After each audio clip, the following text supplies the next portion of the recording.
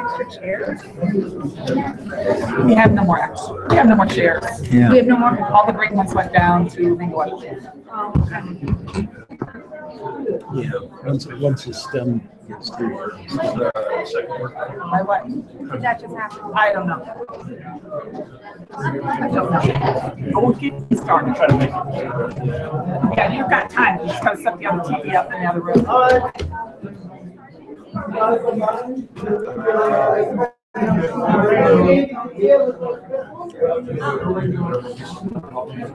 I know that I doubt it.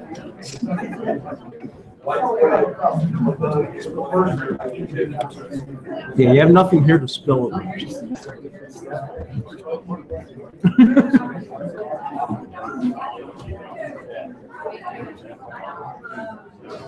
I haven't made it over to Chow Cafe yet.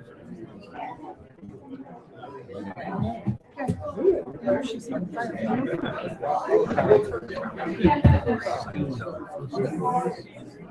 2 rows and some in the back. Standing room only tickets. Oh, yeah.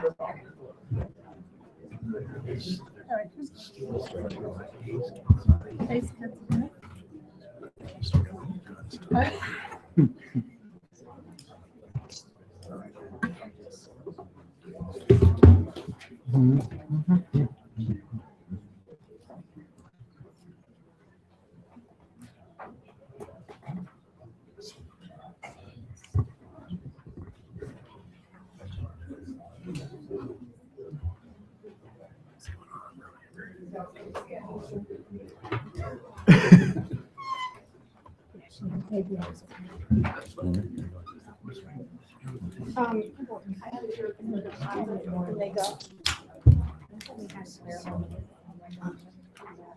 Oh, I never.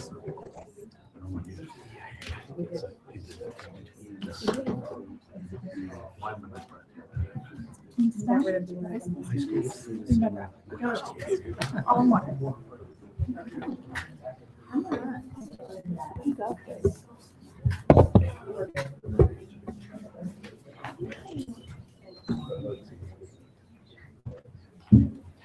Good.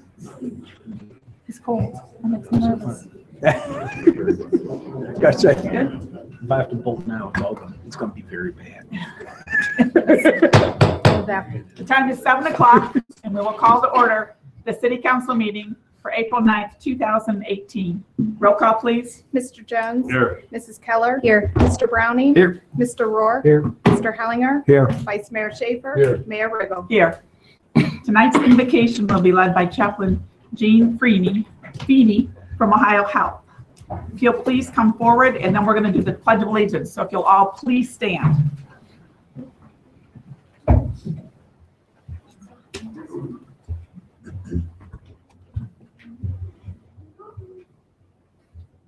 We gather together this evening, coming across many highways and byways, roadways, gathered together here to seek the wisdom of this council to make decisions for the good of this beloved community. A community that cares for each and every resident, for their needs, spoken, unspoken. We lift up today one young woman in particular, Ashley Michelle Hunt, who was laid to rest today after a struggle with cancer. Many in this beloved community were aware of her courage, her strength, her energy, her longing to live, and supported her. And we give thanks for all those who have supported her here in this community and throughout the world. Creator of life, we ask that you impart wisdom to this gathered council this evening as they listen to the petitions that are brought forward to them this evening. Let their wisdom guide their decision-making. Let their hearts hear the longings that are brought before them. And may they act in the goodness not only of this community and this generation, but for generations to come. We ask this in the name of the most holy Creator. Amen. I pledge allegiance to the flag of the United States of America and to the republic for which it stands, one nation, under God, indivisible, with liberty and justice for all.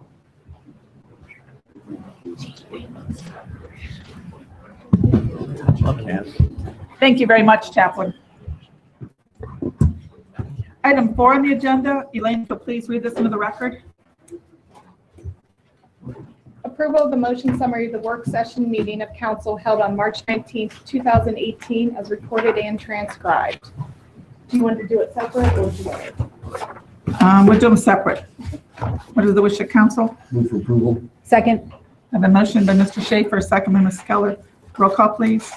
Mr. Jones? Yes. Mrs. Keller? Yes. Mr. Browning? Yes. Mr. Rohr? Yes. Mr. Hellinger? Yes. Vice Mayor Schaefer? Yes. Mayor Riggle? Yes, motion carries. And approval of the motion summary of the regular meeting of council held on March 26, 2018, as recorded and transcribed. Move for approval. Second. Motion by Mr. Schaefer, second by Mrs. Keller. Roll call, please. Mr. Jones? Yes. Mrs. Keller? Yes. Mr. Browning? Yes. Mr. Rohr? Yes. Mr. Hellinger? Yes. Vice Mayor Schaefer? Yes. Mayor Riggle? Yes, motion carries. Item 5 is the consent agenda. If you'll please read this into the record. Item A, acceptance of the motion summary of the Planning Commission meeting held on March 7, 2018, as recorded and transcribed. Item B, acceptance of the motion summary of the Civil Service Commission meeting held on March 7, 2018, as recorded and transcribed.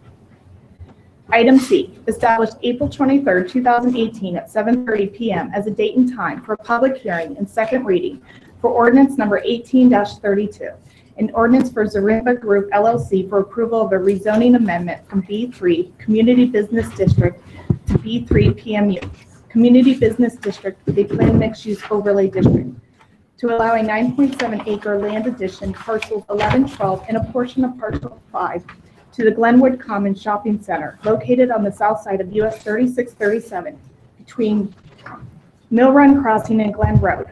And then ordinance number 18-33, an ordinance for Zaremba Group LLC for approval of a conditional use permit request allowing the placement of a PMU, Planned Mixed Use Overlay District, to be established on a 9.7 acre land addition, parcels 11, 12, and a portion of parcel 5, to the Glenwood Commons Shopping Center, located on the south side of US 3637 between Mill Run Crossing and Glen Road on property zone B3, Community Business District, and ordinance 18-35, an ordinance for Zaremba Group LLC for approval of a comprehensive plan amendment on the future land use plan map from commercial to mixed use on a 9.7 acre land addition, parcels 11, 12, and a portion of parcel 5, to the Glenwood Commons Shopping Center, located on the south side of US 3637 between Mill Run Crossing and Glen Road on property zone B3 PMU, Community Business District, with a planned mixed-use overlay district. Thank you. What is the wish of council on the consent agenda? Move for approval of the consent agenda. Second. The motion by Mr. Schaefer, second by Mrs. Keller. Roll call, please. Mr. Jones? Yes. Mrs. Keller? Yes. Mr. Browning? Yes. Mr. Rohr? Yes. Mr. Hellinger? Yes. Vice Mayor Schaefer? Yes. Mayor Riggle? Yes, motion carries. Item 6 is time set aside for letters, petitions, or public comments for anything that is not on tonight's agenda. Is there anybody in the audience it's not on tonight's agenda? Okay, you may come forward, please.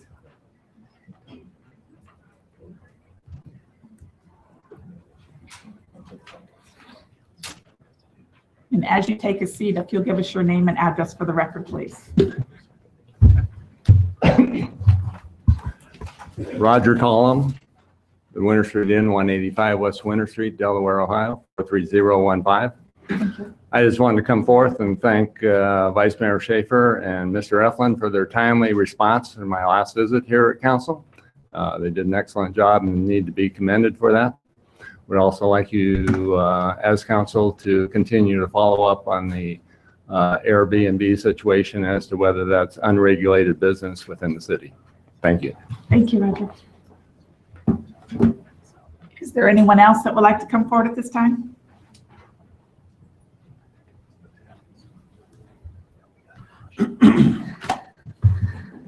Hello, my name is Hong Nguyen. I live at 128 Bridgeport Way, Delaware, Ohio. I'm here to support net neutrality, and I strongly urge you to promote this issue before April 23rd of this year. I'm deeply concerned of the loss of net neutrality will affect our community, including libraries, schools, government, small businesses, and my personal life. Not until the internet gained speed, popularity, and large public access could I and others benefit so strongly from this technology. For example, I can easily find video tutorials to help understand complex science and mathematical concepts, which have in turn helped me tutor many students who would have otherwise not have access financially to that information. So what is net neutrality? Net neutrality is a principle that government should mandate internet companies to treat all data on the internet the same and not discriminate or change differently by users. So the bottom line, that is, net neutrality is to protect a free and open internet by treating all web content equally. This is nothing short of our public librarians defend for our freedom of speech. Quoting from the Library Bill of Rights, which is an oath librarians take and uphold, libraries should cooperate with all persons and groups concerned with resisting abridgment of free expression and free access to ideas. If net neutralities were to end on April 23rd, internet companies can control what content to provide and can pick and choose which websites to control, block, or slow down. For example, in 2007 to 2009, AT&T forced Apple to block Skype and other competing FaceTime services on their iPhones. Upholding net neutrality offers the opportunity for developing websites, big and small, to create and expand the internet. Consumers would have varieties of options that then allow to decide which web contents to support rather than internet companies to decide for them. This allows innovation, creativity, and most importantly, freedom of speech and freedom of access. There is a congressional review passed in House to uphold net neutrality. It is currently awaiting passage in the Senate by one more vote. I strongly urge City Council members in our community to openly support net neutrality and defend our free access to information by April 23rd. Thank you. Thank you so much. Is there anyone else? Okay, we'll move on to committee reports. Mr. Jones? I have none. Mrs. Keller? I have none. Mr. I have none. Mr. Rourke? None, ma'am, thank you. Mr. I have Long? none. Mr. Schaefer? Parking and safety meets next Monday, the 16th and 17th. Okay, Sister City meets tomorrow night, 6 o'clock. Okay, we'll move on to presentations. Is there someone here from Helpline? If you'll come forward, please. Are they doing a presentation?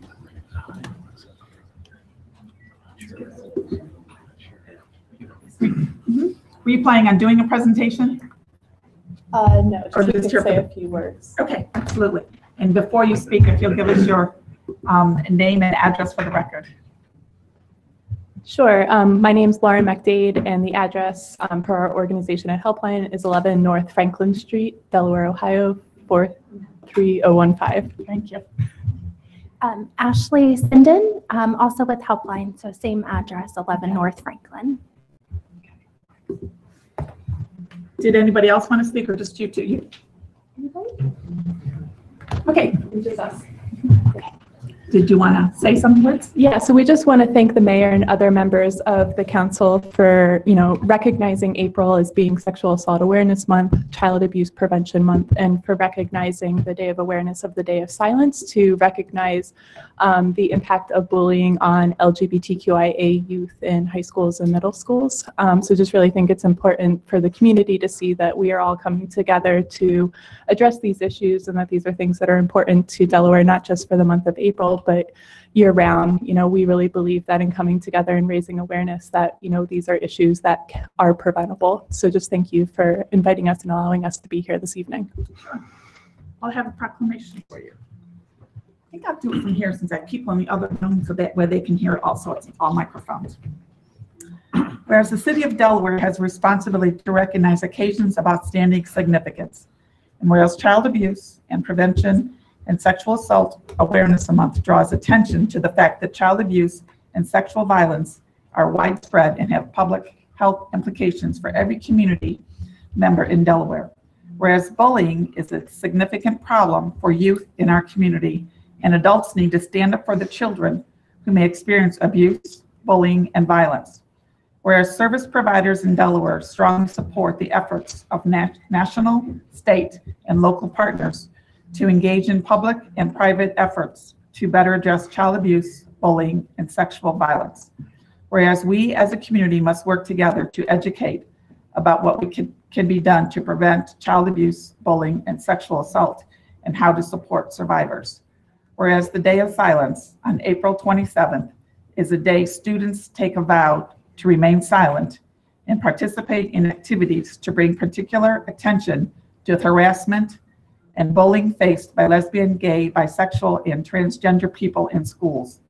Now therefore I, Carolyn K. Riggle, Mayor of the City of Delaware, do hereby proclaim April 2018 to be Child Abuse Prevention and Sexual Assault Awareness Month, and April 9th of 2018 to be the Day of Awareness in the City of Delaware, and to encourage every citizen to speak out when witnessing acts of abuse, violence, and bullying, however small, against any group of people.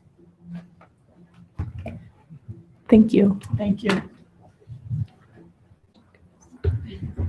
And then we also have some really awesome students from Hayes here as well with us this evening. Okay.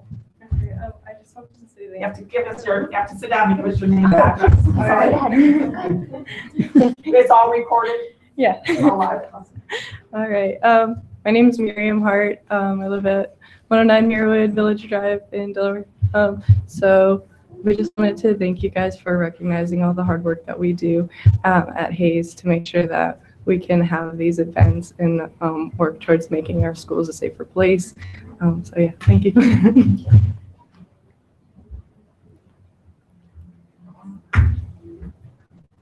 Okay, I'd like to present this to you. Congratulations. Thanks. Thank you. Thank you so much. Thank you.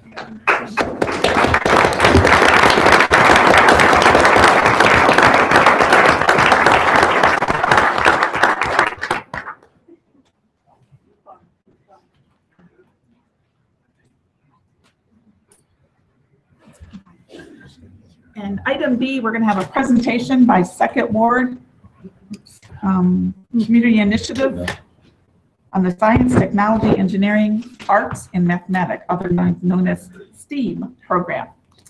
So would you like to come forward at this time? And you'll have to give us your name and address for the record. My name is Nyla Roberts. I'm on behalf of SWCI at 50 Ross Street.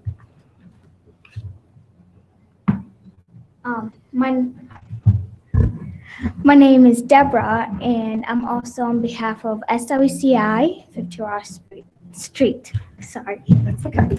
I'm the president, and at SWCI, we take advantage of the tutoring that is available year-round, the ACT, SAT prep classes every other Saturday, the Let's Enrichment classes, and the weekly STEM classes. In 2017, we attended several STEAM camps at OSU, as well as the American Society of Civil Engineers STEM Expo at Coast High. We elected our first STEAM board of directors, and the STEAM group participated in the bridge building competition during the Community Unity Festival. The 8th and 9th graders had the opportunity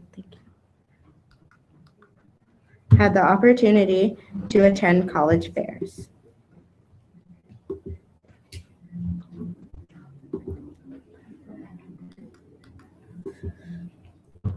In 2017, we won first place at the Columbus East STEM Symposium, the Design Symposium, and the Winter Research Symposium. We've also won first place at the first Simpler STEM ship competition.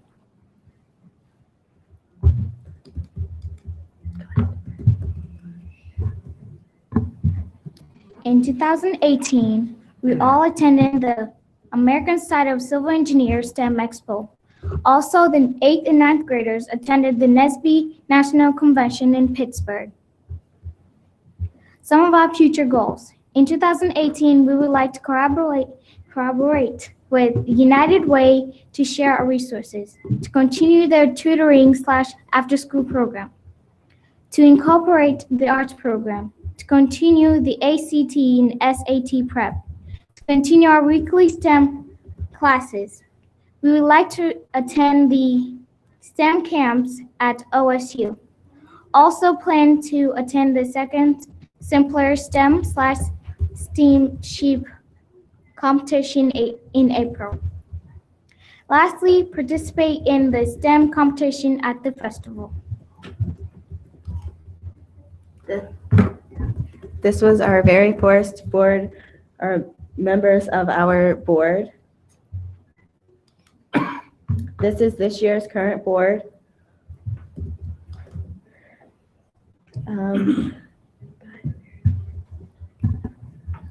These are some of the activities we do. Right there, we were building a drone. This is the tutoring program. Again, tutoring program and building a drone. This is when we won first place.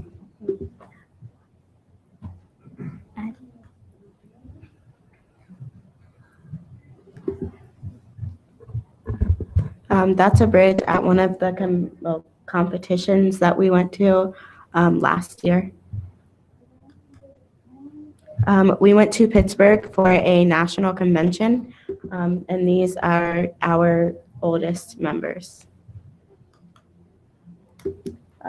This is outside of the convention on the same day.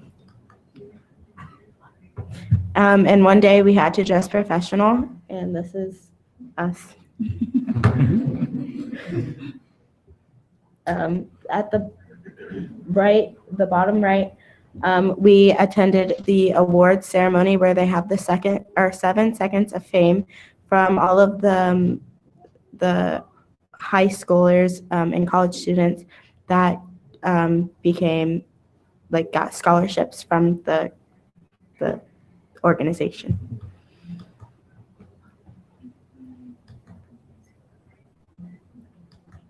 Thank you. Thank you. Thank you very much. Is Taj want to come forward and say anything? Come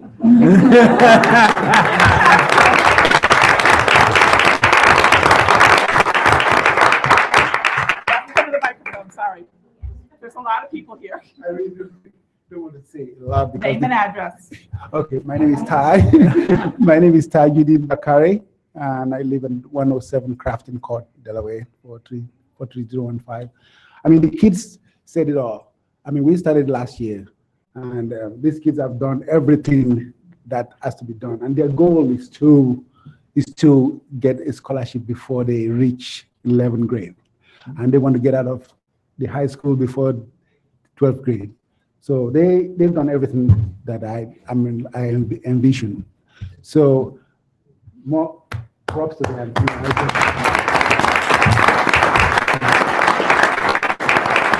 And we'd like to thank the city, because this started when the city gave us a building on 50A Ross Street. And we asked for we know we needed help, but they stepped up, and we are renting that building for $1 a year. What do you want? I mean, they've given us that opportunity to be able to have our tutorial learning center and get these fine-looking students to come in every day and just do what they need to do to get straight A's in school. You're looking at straight A students. Wow. They will be by the time I'm done with them. So our goal is to get the scholarships and make Delaware proud. I mean, they have made us proud already. You look out there for the awards that they've brought back to Delaware. So we just came back from Pittsburgh, and I'm very proud of it.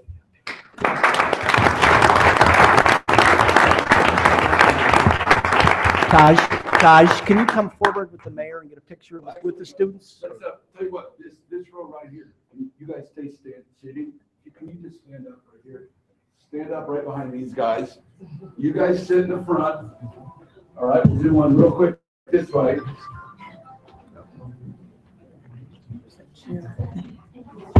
Lee, you want to move those chairs? All right, you ready? Oh. Yeah. Well, I didn't mean right in the front row. Okay, now come on up here. And we'll let all your parents get photos of you too. So if you all can, just stay, come on, all of you. Yeah, every one of you. Just right like this and look out there and smile for everybody, okay? Sure. Up there. And parents, go ahead and stand up for anybody that wants to get a photo. I'd like to bring the board and the board of directors also. Shirley, Hart, the president Harry. of WCI. Those of you who worked hard on this, come on. KK. KK. I'll take it for you, Harry. Harry. I'll take it for you if you want.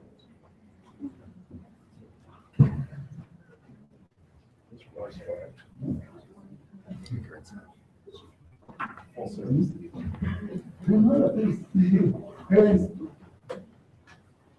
Derek.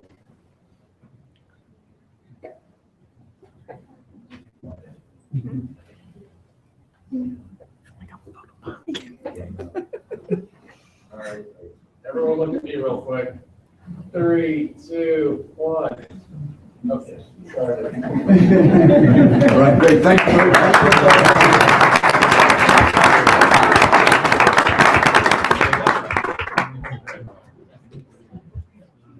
SWC came about because of a vision that some people in the community had, and they saw a building that was soon to be empty that the city owned. So we leased them that building for $1 a year, and look at what it's produced. I mean, these are tutors that we get from retired teachers, from Ohio Wesleyan. They've been really good about getting grants to get the place improved and do all kinds of stuff. So I just can't say thank you enough for what you've done. You make Delaware a better place, all of you. So thank you.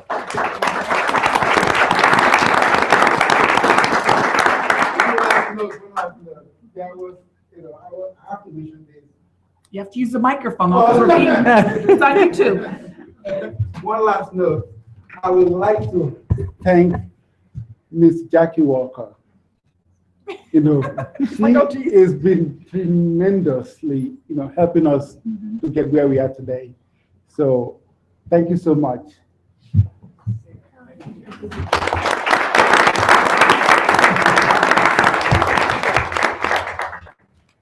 Does your group want to leave, or do you want to stay for the rest of the evening? Okay, I'll give you a few minutes. Okay. Not that I'm kicking you out. This is going to be a long night. I'll watch it on YouTube, right?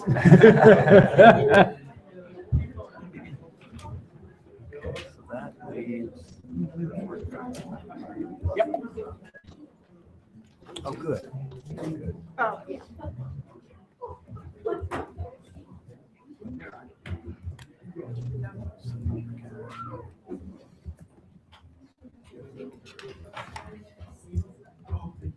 And if there's folks in the hallway that want to come forward, we have couple of rows now empty.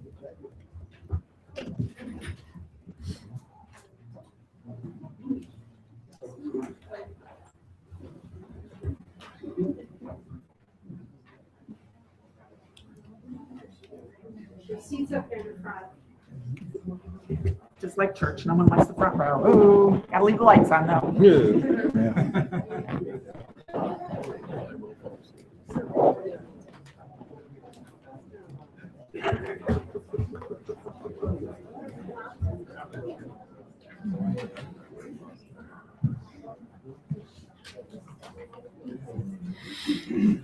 Okay, Elaine, we're going to jump forward to item 13. If you'll please read this into the record.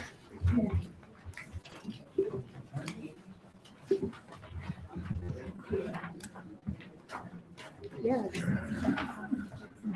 Resolution number 18-22, a resolution encouraging the Delaware County Agricultural Society Board of Directors to require background checks for all firearm purchases completed on the premises. Thank you. Actually, this is a resolution, and a resolution is not an ordinance. An ordinance is a law, a resolution is not. And it's a request that the Delaware Fairgrounds at their flea markets not sell guns without a background check. I was contacted by some Delaware Hayes students who wrote letters to their congressmen and senators and asked me to meet them at the post office. These kids moved me so much. And they looked at me and said, what can you do as a leader to help stop the problems that's going on? Again, this is a resolution. I can't stop it. I can't trump state laws. I can't trump what the national said. It's just a request. So there's a lot of high school students here, I believe, today. Jordan, are you here? I'm going to have you come forward first so I can regain my composure for a moment. Come forward to the microphone. Perfect. Come on. Better in twos, right? And as you heard, you have to state your name and address for the record. Okay, my name is Jordan Love. I live at 276 Downing Road, Delaware, Ohio. And my name's Haley Oliver. I live at 50 Prospect Street, Delaware, Ohio. Thank you. Okay, I would first like to thank you for allowing me to be here and to speak this evening. On February 14th, Lilia Taylor tweeted about how she was excited to put on a cute dress and celebrate Valentine's Day at school with her friends. She tweeted about it when she got home. Except in her tweet, she didn't get to talk about her dress or show off any cute pictures she and her friends took during the day. Instead, she talked about how she came home from school terrified for her life, worried about her friends and if they were okay, traumatized from the events of the day. Lilia is a student at Marjorie Stoneman Douglas High School. Lilia was not alone in this feeling. So many people, students, teachers, parents, have experienced the same feeling. No one, nevertheless hundreds of thousands of people, should ever have to go through that. The obvious solution is to come together as a nation and work together to regulate the guns in the community more. However, the city of Delaware does not have the power to do that. But that doesn't mean we can't take steps of our own. The proposed resolution is the first step. I, a student of Hayes High School, one of the students you guys need to look out for, I am pushing for you to take that step. I refuse to see this continue to happen, and I especially don't want it to happen in Delaware or any surrounding areas. As a 16-year-old, there's not much I can do, but I'm doing what I can, and I ask you to do the same. I ask you to pass this resolution to reduce the chances of school shooting happening in our community. There is no guarantee that it will stop school shootings or shootings in general, and it's most definitely not the only solution. There are so many other potential solutions, but the most effective and what should be first are actions like this resolution to regulate Delaware gun sales. One day, we won't have people going through what Lilia did on a regular basis. One day, we will have safety against gun violence, not just at our schools, but at our movie theaters, at our concerts, at our clubs, everywhere. But we can't do it alone. We need you to listen to us, to help us, to save us. We risk our lives every day when we walk into our schools. We are in this moment fighting to end that. We are not fighting to take anyone's rights away. We are fighting to secure our right to education, our right to freedom, our right to safety, but most importantly, our right to live. Thank you for your time. Thank you.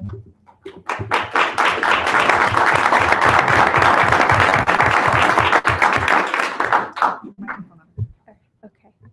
So around this time in 2015, it was any ordinary day at Dempsey Middle School in small town Delaware, Ohio.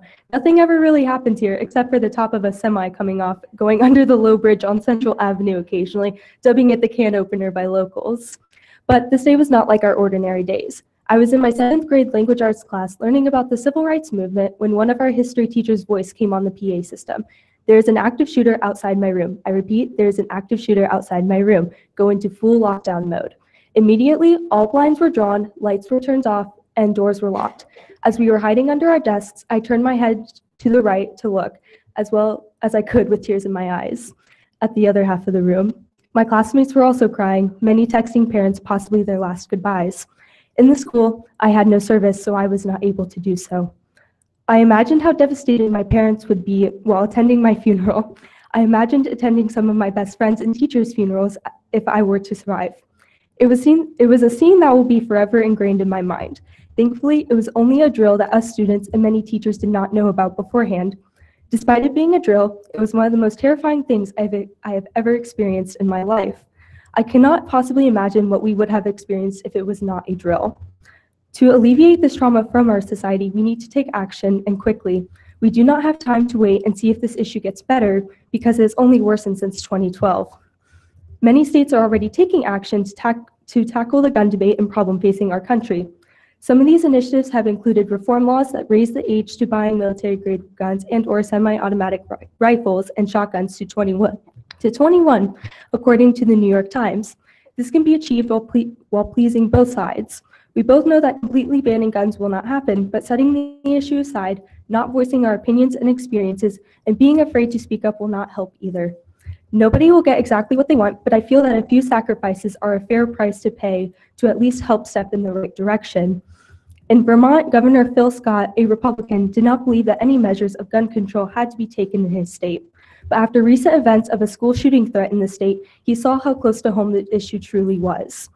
He knew that it was only a matter of time until it was Vermonter children being massacred in a place of learning. He knew he had to stand up and go against the ill fate of what would happen if nothing changed. So Scott prompted legislators to consider raising the age to buying a gun to 21, provide $5 million in security grants to schools, and to ban bump stocks and large capacity magazines. This is obviously not a Republican versus Democrat debate, and many people's minds can change. Democrat or Republican, to be able to surpass these extraordinary troubles in our country, we need to listen to one another and look at the world around us. We need to use other countries as examples and compare them to our own. We need to realize that this issue is closer to home than we think. We need to be able to see that if things do not change, then this issue will be at school entrances in every state, not just Vermont, Florida, Virginia, or Connecticut. Since the incident in Parkland, there have been 3 school shootings at Central Michigan University, Huffman High School in Alabama, and the University of Alabama at Birmingham. That being said, unfortunately, there is nothing we can do on a national or state level. What we can do is push forward this resolution to limit dangerous gun sales at our fairgrounds. My classmates and I were lucky. Many of our peers in our country have not had the fortune of their most terrifying memories only being a drill. Some of theirs include gunshots, running for their lives, seeing their friends shot at and killed, and the great grief that followed. Their scars run much deeper than mine, and I want to do what I can to help lessen the creation of more and much deeper scars. And I hope you do too. Thank you. Thank you.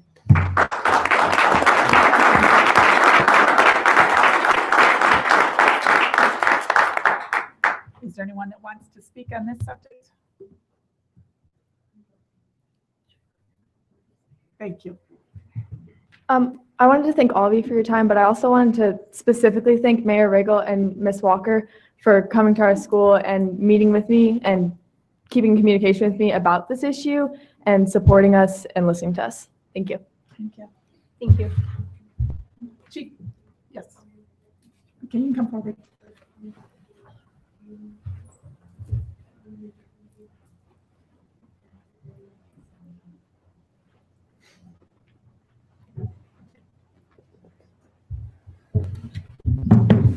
Could you please give us your name and address for the record?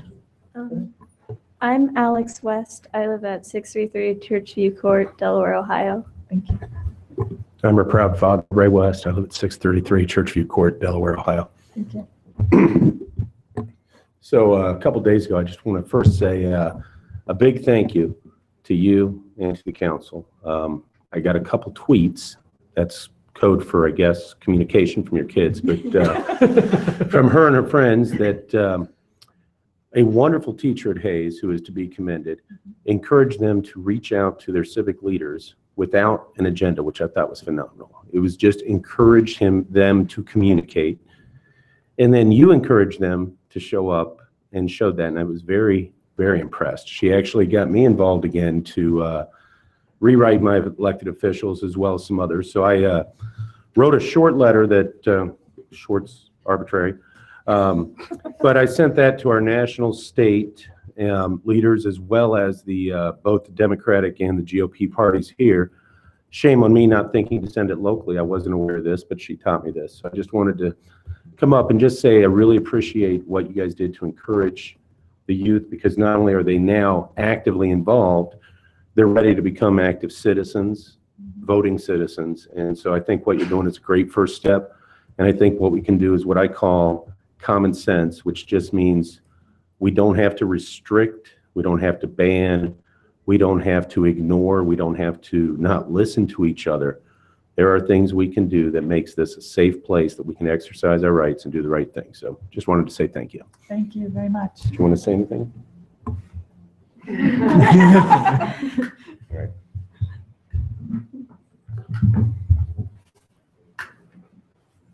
Chief, do you want to have an opportunity to say anything on this? I know you did a lot of background check for me. Or... Yes, please. Mm-hmm.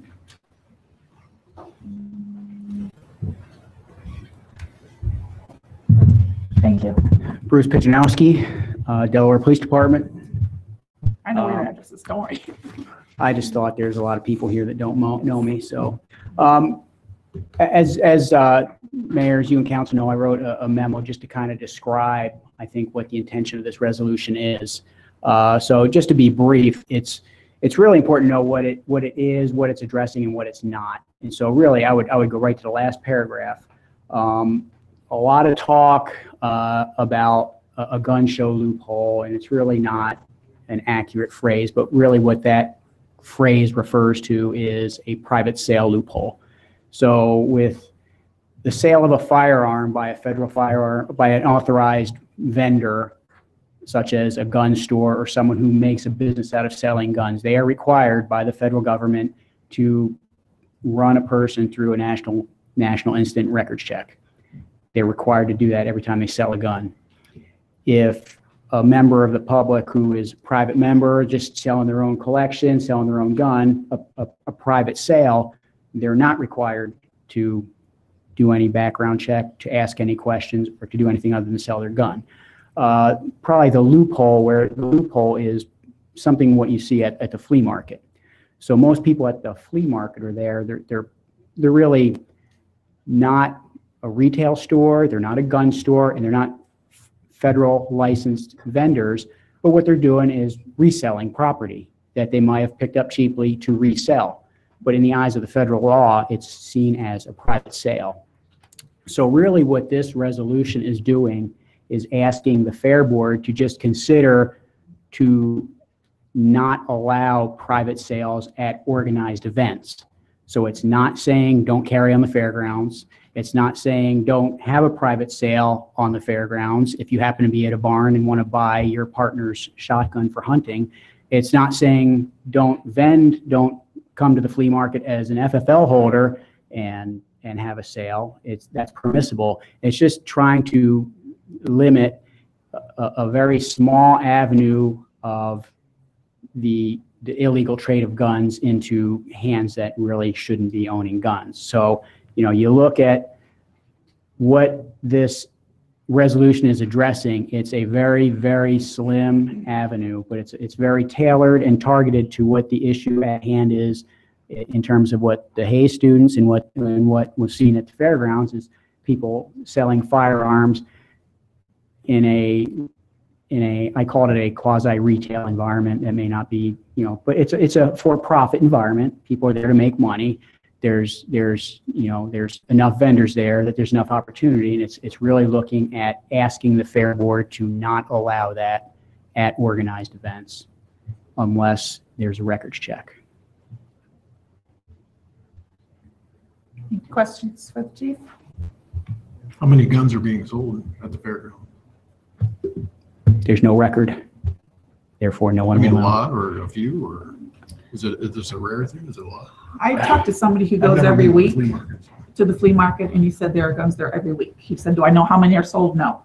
They do. You have to be at least 18 to touch the guns. They do have, I checked today, they have about 75 vendors per flea market.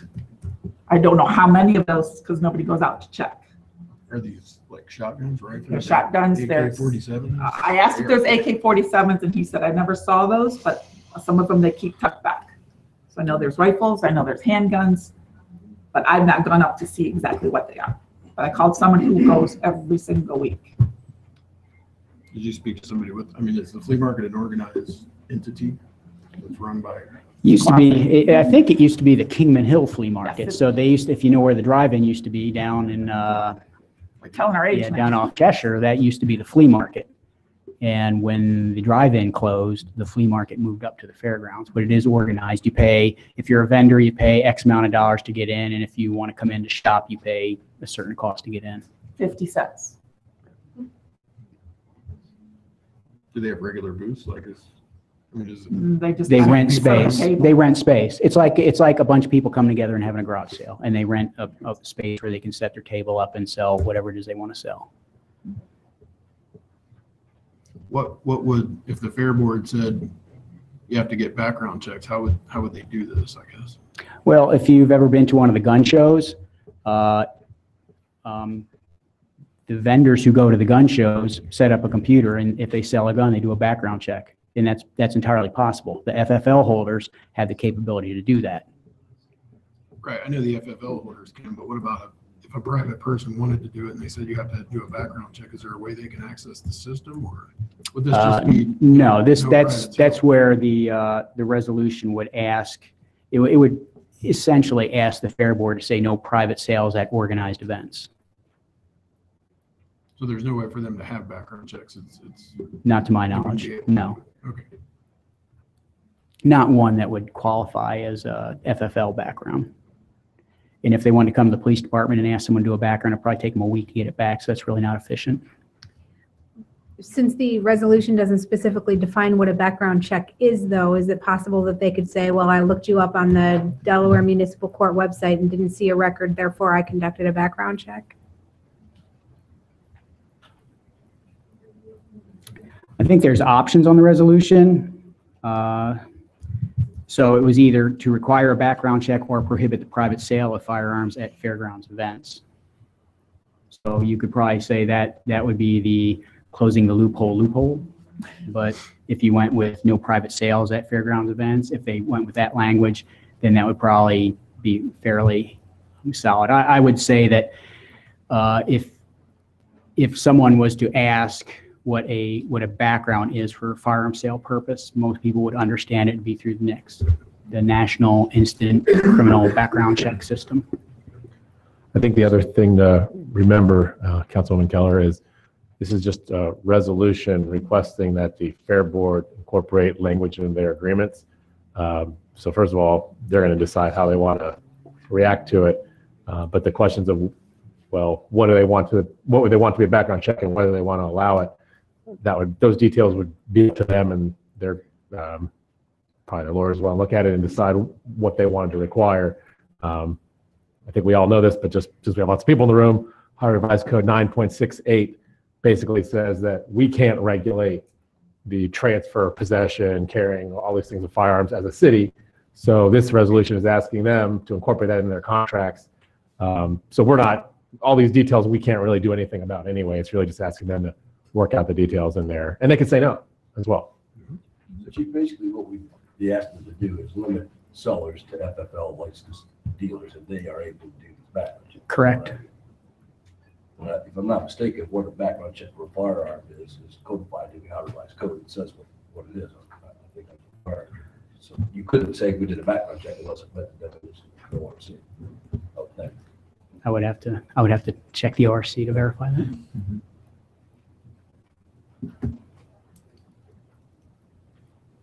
Any other questions or comments? My only comment is I think we are, as I noted in my emails earlier this week, I think that we're being too myopic on this, and because it is just a request, because it is totally non-binding, and we're just asking the Fair Board, in this case, the Fair Board, to write this into their things. And we know we have other flea markets in the city, such as the one on Flack Street, the one that used to be on London Road. I don't know if it's still there. You know, and or there's a whole bunch of other private sales. I think it should be broad. I don't think it should be specific to the fair board or the fairgrounds. I think it should just be a request for residents and or merchants citywide to utilize background checks for all private sales, period. Because either way, we have no power. All we can do is request. I know. Baby steps is what I'm thinking. Yeah. Well, and Tom and I talked about this earlier a couple days ago. Upper Arlington had their request, and they're formulating a resolution to send up to the state, requesting some various gun control legislation. It hasn't been fully crafted yet, and they're looking for other municipalities also to engage in that same resolution with them. So that might be actually more effective use in the future, not to negate this one, but that one could potentially get something done at the state level. Well, the city of Columbus sent a letter to, I think, Governor Kasich asking him to work on repealing 9.68.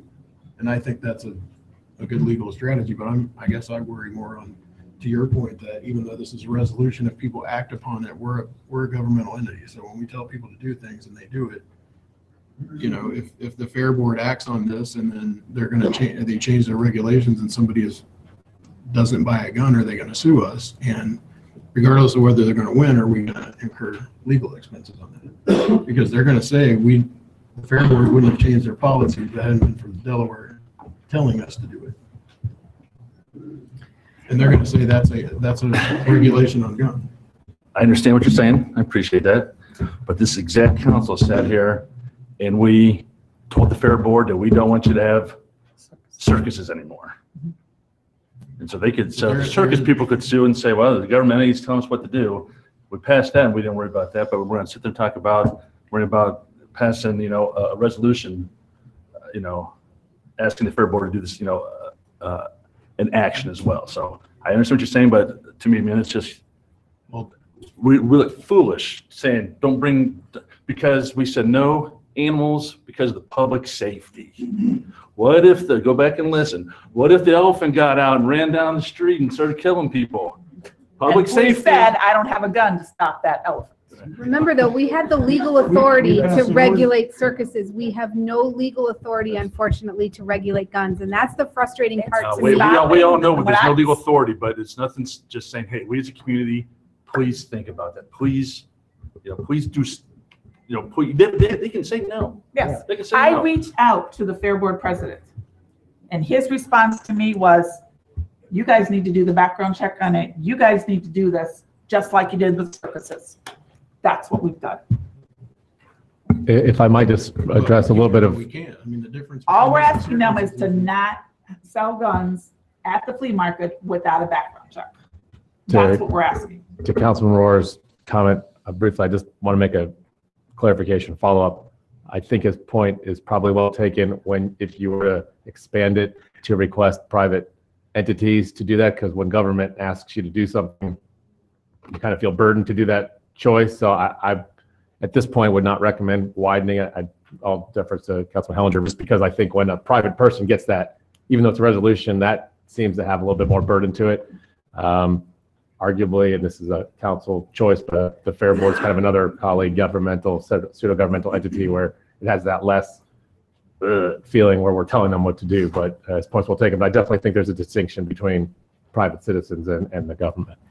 And I think in this situation, there's a distinction between personal feelings as human beings, absolutely, background checks, 100%, versus the feeling of, as a council member, I took an oath to protect and defend the Ohio Constitution, and the Ohio Constitution has specific language that forbids us from making policies about guns.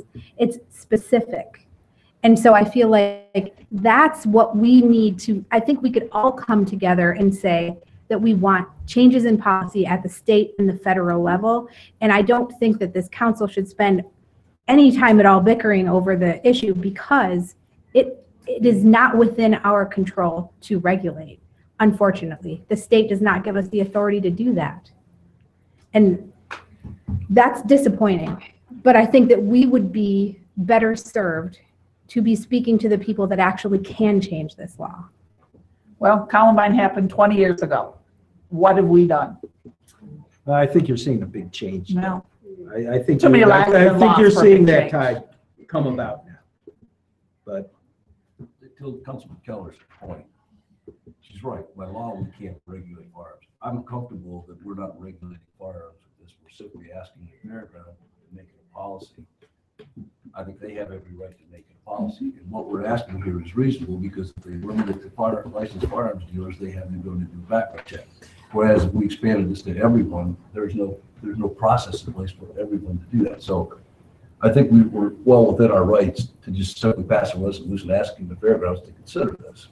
Going beyond that scope, I think we would be beyond what we're technically allowed to do. Well, and any FFL dealer will do background checks for private sales. I mean, I used to have the CNR FFL. Obviously, I couldn't do background checks, but if I wanted to buy or sell a gun, then I had to go to the powder room, Blackwing or whatever, and they would do the background check for me. So that's readily available for private sales, but it also incurs a cost. But going back to, again, I just think we're myopic thinking it's just the fairgrounds. I think it really needs to be, if we're only concerned about sales within the fairgrounds, then we're really not concerned about any sales at all, because that's only some portion of it. But if we, right, and if we take out all the whereas and all the other BS that's in our typical resolutions, and just say, the city of Delaware respectfully requests that the seller, the private seller of any firearm, employ a background check before transferring their product to the purchaser. Boom. Now, anybody can read that. You don't have to be a Harvard lawyer to read that and figure out what they're saying. You can read it, you can understand it, and nobody should feel that they're being arm twisted and they can't make a private sale. Boom. Keep it easy. Keep it simple. You're looking at me. It's up to council. I'll just give it. We were emailing the other day. My sentiments on this were reflected in my email. I feel like I don't have enough information on this to go pro or con. I'm not against it. I'm not for it. I think we need to. I would like to set it for like a public hearing, have the fair come in and have more people come in and get more input on this.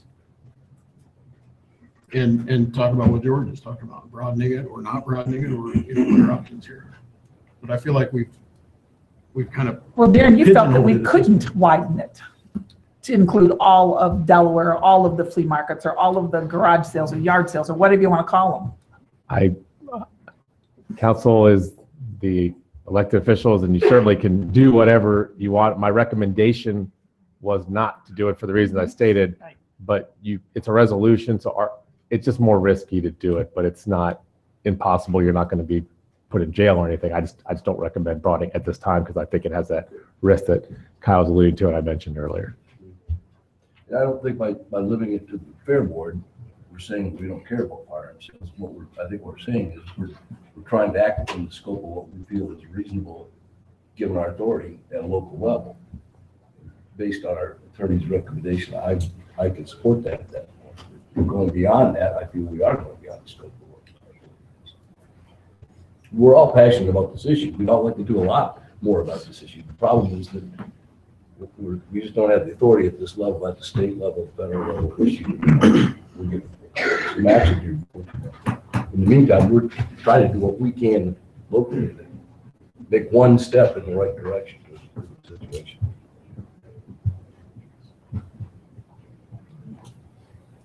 I mean, this came up at a city manager mayor's meeting last Friday. The city of Upper Arlington, as Darren alluded to, is considering a report from their city attorney that lays out a number of steps, including what you're talking about here, but it's a little broader in terms of looking at other steps they can take. Most of it, though, has to do with sending a communication to our state legislature. And I know the chief has been involved in that through the state, the Chiefs of Police Association. So I see that you can act tonight, but if you didn't act tonight, I would bring back a more additional steps Because I know the students are looking to the city for leadership, and they're looking to their elected officials and saying, what can you do? They also have to realize it's a deliberative process. It's not as simple as just passing a resolution, and there's other pieces to this. And I would, so if you are going to act tonight, act, but if you're not, I would ask that we take a look at the city attorney's report from the city of Upper Arlington to their city council, which lays out what you're considering tonight, but about 15 other steps that they might want to consider as well. But it's, Well, even if we pass this, there's no reason that we can't correct. do that later. Absolutely, absolutely. And that's up to council. But by way of history, this is just because there's a lot of people here, this law, when that changed 9.68, there were a lot of cities that had some form of regulation on guns on the books. A lot of cities sued, challenged it, went all the way up to the Supreme Court of Ohio. The cities lost. So it was pretty clear that cities were not allowed to do this. And we, in fact, had to take off a restriction that we had about guns in parks. So it's just a state law that's tying our hands right now. And since it's been to the Supreme Court, I mean, that doesn't even allow us like an opening to challenge it legally and say we don't know if the law is constitutional, because we do know it's constitutional, or yeah, it is constitutional because the Supreme Court has already ruled on it. It does not violate home rule. Exactly. And Oberlin was one of the cities that there was like 4 cities that challenged it on different ways or trying to get around it, and they all lost. But just to correct, it is a law, not the Constitution. So the legislature could change it if they were inclined to do so. It's not, wouldn't be that hard to have to vote on it.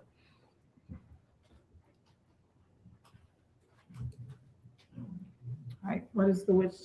Jackie, did you want to add anything? Okay. Jackie, what is the wish of council? Madam Mayor, I move for the approval of resolution 18-22. Second. And a motion by Mr. Schaefer, a second by Mr. Jones. Roll call, please. Mr. Jones? Yes. Mrs. Keller? Yes.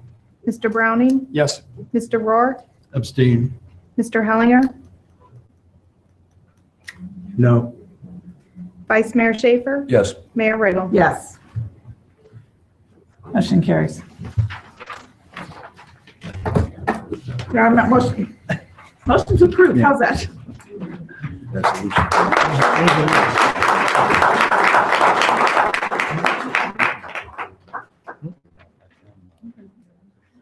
If any of the students are here from that subject, you're welcome to leave if you'd like to. Or you can stay for the rest of the long evening. May I say one thing? Yes. I want to encourage the students to continue with this, because this doesn't actually change a whole lot. This is just a recommendation. So please speak to the people who actually have the authority to change the law. And I think that you have the support of this council to do that. But this doesn't actually change the law. Okay. I spent some time today at their school, and I think they understand that they're planning on going to the Fair Board meeting next week and presenting to them and see if they will listen. So I'm proud of them. Yeah, Thank you. I'm very impressed with the comments that were made tonight, the fact that they're taking upon themselves to continue to push this issue forward. Yep. Hats off. Our future's in good hands. So, I guess. Thank you. So 9 and 10. yeah, you go back. Okay, Elaine, if you will read item 9 and 10 into the record, please. Ordinance number 18-21, an ordinance for Medrock LLC approving a zoning text amendment to the existing Willowbrook Farm Tract PUD overlay zoning text plan unit development to allow a modification to the maximum dwelling units and density to multifamily areas 3 and 4, to allow additional dwelling units in area 3 and removing units in area 4, thereby decreasing the overall units currently allowed in total, located on the east side of Houck Road on approximately 36 acres on property zoned R6 multifamily with a PUD overlay. An ordinance number 18-22, an ordinance for Medrock LLC approving a combined preliminary and final development plan for multifamily Area 3 of the Willowbrook Farm Tract for a 180-unit apartment complex on approximately 15.506 acres located on the northeast corner of Houck Road and DeGenova Way on property zoned R6 PUD, multifamily residential district with a planned unit development district. Thank you. Ms. Jefflin?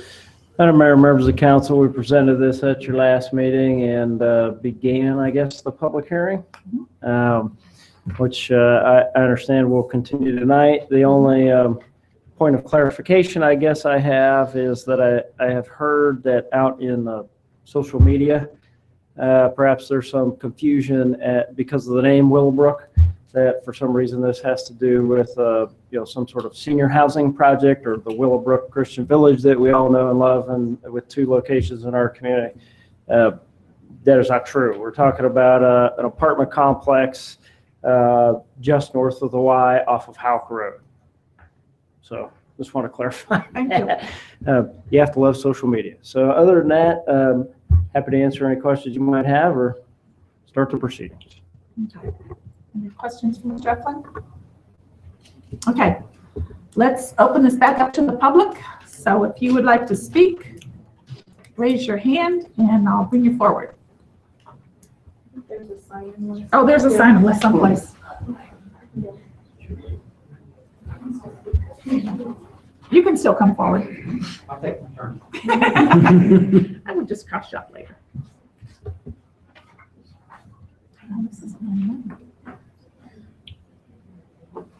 Bev Cox and Alan Cox.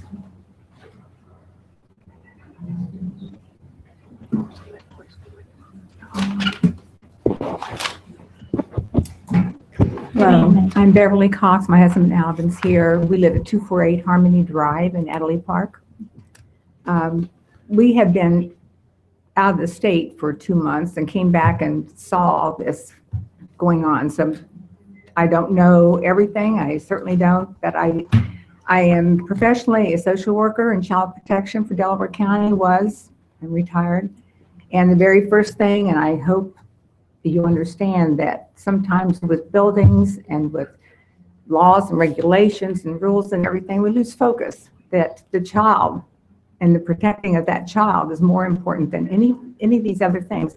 And really all the speakers tonight that have spoken before on issues of this being a child abuse awareness and so forth, we don't want to lose focus. And as a resident there who has Harmony Drive's only 2 blocks long. The kids run freely. It's a very safe community. We all use the path to go to the Y.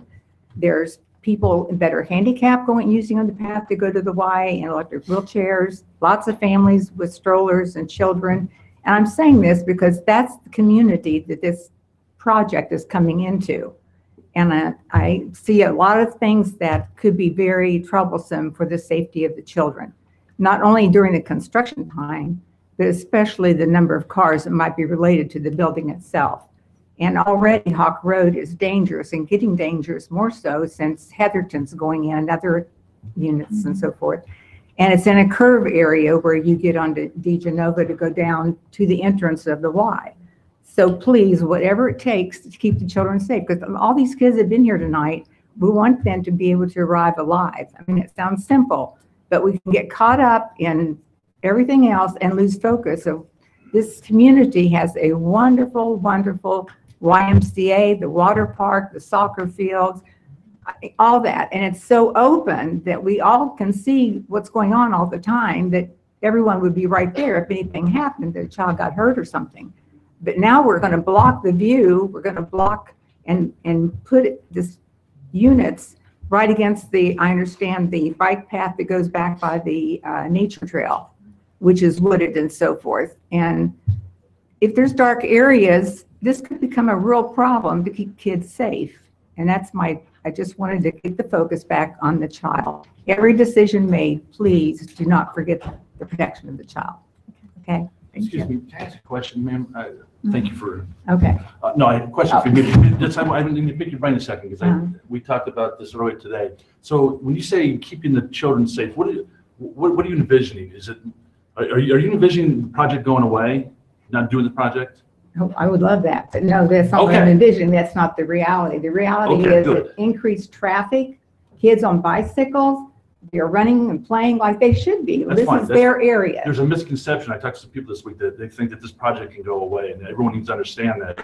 It's not going to go. I understand Yeah, that. He can start developing, it's But sort of to saturated. expand, Yeah, he's you just know, trying to switch some add stuff. to Okay, it good. would not be in the best Okay. interest of children. Okay, thank you. Thank you.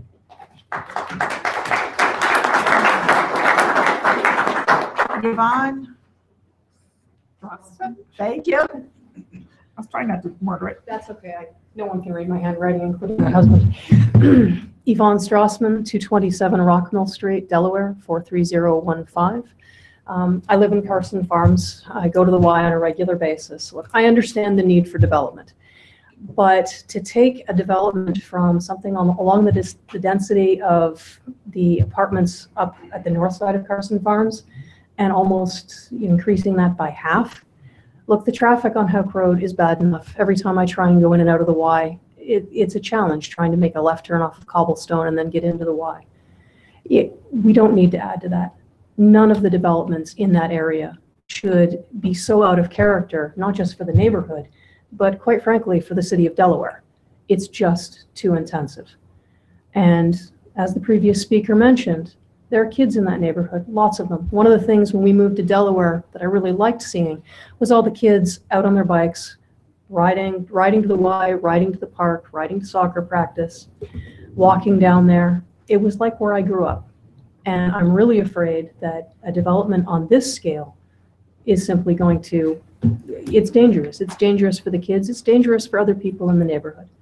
So I'd really ask that you listen to the vote of the zoning commission.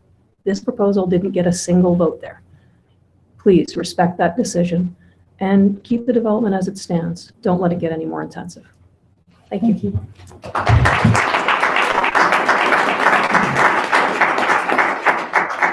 Nancy Mormon?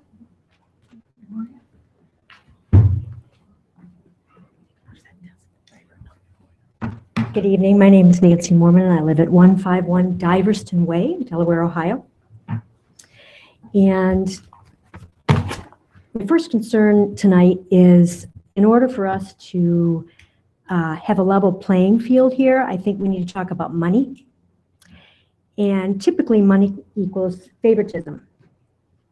And one of our city councilmen has taken money from this specific developer. And we know money equals influence. So first question is, if I had a lot of money, could I give contributions to the council and have this denied? I've done research on the County Board of Elections, and my research has turned up 3 separate contributions from this petitioner, Mr. Sabatino, or one of his companies, TNR Properties, to Councilman Schaefer. February 6, 2014, $1,000 from Mr. Sabatino to Councilman Schaefer. October 8th, 2015, $1,000 from Mr. Sabatino to Councilman Schaefer.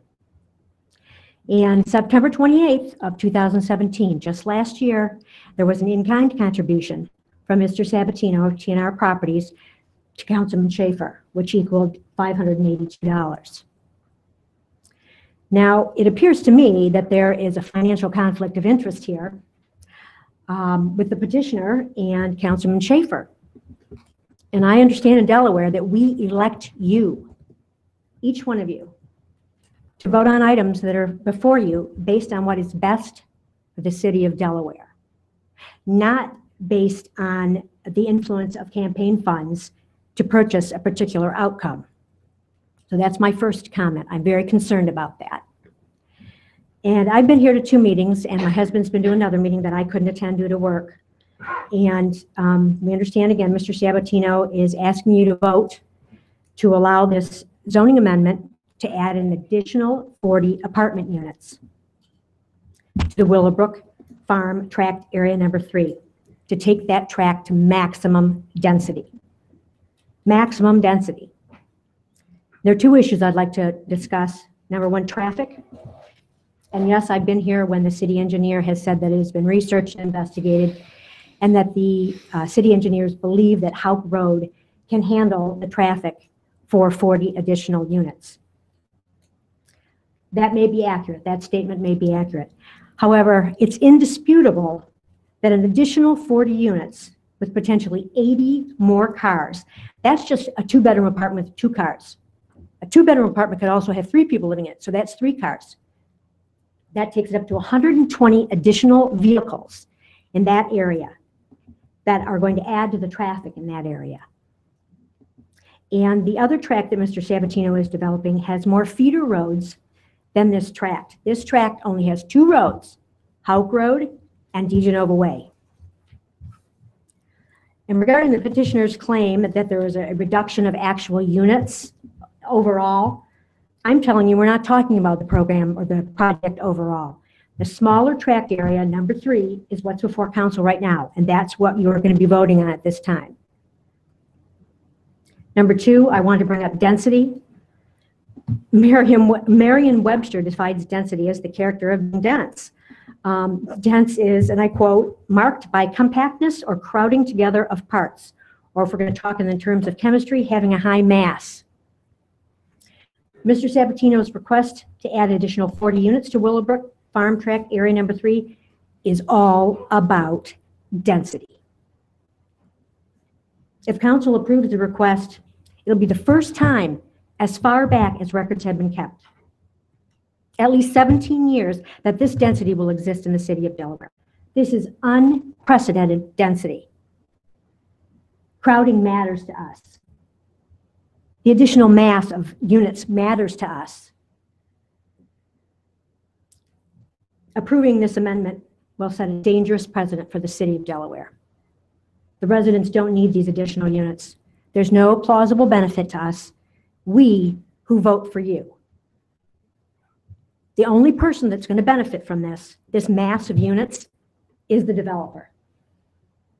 I'm asking you, I'm imploring you, on behalf of myself and my fellow residents that are here tonight, to not deny this amendment for the additional 40 units in Willowbrook Farm Tract Area Number 3. This is not in the best interest of the city. It's not in the best interest of the residents whom you represent. Please do not approve this amendment. Thank you.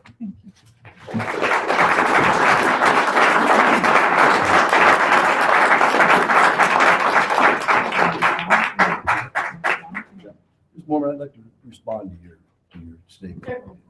And I appreciate your concern. First of all, it's not uncommon for people who are in elected office to collect donations to support their campaign. I've run for office twice now. Mr. Sabatino, his contributions probably represent less than 10% of all the contributions I've taken in. Every single penny that's been given to me is reported on my records. The largest contributor to my campaign is me. I've spent over $7,000 running for office because I feel this is important. I feel people support me financially because they think I'm a good representative. I don't think there's ever been a situation where people have accused me of making a decision that was biased or not in the best interest of my constituents. I appreciate your concern, but the fact that people contribute to an elected official's campaign doesn't mean that they expect to influence that person. The judges collect contributions, the sheriff collects contributions, the prosecutor collects contributions. I don't think anybody would say that those people are biased or are beholden to anybody. So I just want to make clear that I try to make every decision I make here based on what I feel is best for the city of Delaware overall. No matter what decision I make, there's going to be people who agree and disagree. I think I listen to everybody. I try to get the input from everybody. There are times where we've got a constituent group that's very much against something that may be better for the city overall. And there's times where the constituent groups, what they represent is best for the city. My ultimate goal as an at-large councilman is to make the decision that's best for the city. But I want to assure you and everyone else that no matter who's contributed to my campaign or how much they contributed, I'm not beholden to anybody. And I don't think anyone has ever expected that of me. So I just want to get that on the record. I assure you that I would hear everyone out. My decision would be what I feel is the best decision for the city. I'd just like to respond to that. I understand that everybody takes financial contributions, but to say that it doesn't matter is like saying the 4-minute or 2-minute commercial during the Super Bowl that is $4 million isn't going to affect people. Saying that it doesn't matter or it doesn't affect your thoughts on something, especially something with regard to the petitioner from whom you've received money, why would somebody give money if they don't want to have influence? Doesn't make sense. I believe they do it because they believe I'd be a good representative on council. Right, and perhaps, My skills, ability, and background contribute something to the city. I agree, but perhaps making a vote on behalf of that campaign contribution rather than in the best interest of the city. Thank you. Okay, Scott? You know me. Kingsland, yes. Here's a picture I'm giving them. If you pass that around here. I'm Scott Kinslow, 107 Diverston Way here in Delaware. Before each meeting, I look at the packet provided online.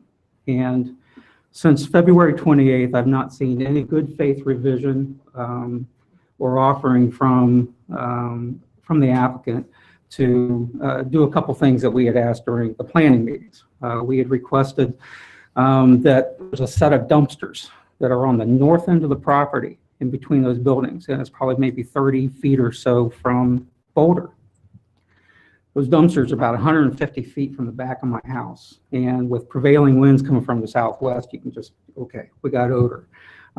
We've also asked that they provide a continuous minimum of 5-6 feet mounding along the length of Boulder Drive. I believe we got their nod on that. However, they've not made any effort to adjust any drawings or show anything. And that drawing there, if you were to look, you can't see the contours on the north end along Boulder. But if you go to the far right corner of their property, the mounding literally disappears. It turns into the sidewalk, turns into the road. Obviously, if they're going to provide the mounding that they've given the nod on, those buildings are going to have to shift, which they've not given us any revisions on or anything to look at. The photo I gave you is from my side window. The mound closest in your view is where Boulder will pass through. Literally, Boulder will be on that mound. The massive apartment buildings will be just on the other side. I can assure you that the photo that I gave you 2 weeks ago and this photo this evening have not been altered or exaggerated upon. In my experience, the elevation of their building that they've given you is a feel-good interpretation. It's from an illustrator, and it's effectively squeezing the height into an unrealistic perspective. I challenge anybody later to compare the same drawing with what really gets built. Along with that drawing that they have given you with the pretty view of the front of their building with the brick and all, that's internal to their site. That's not external. If you were to go along the Boulder after this is built, we get the back sides of their building, which do not have any decorative anything to them other than hopefully a mound with trees to block it. So we get the back sides along what we get to look at. I'm going to make a sarcastic remark, and I apologize ahead of time, sort of.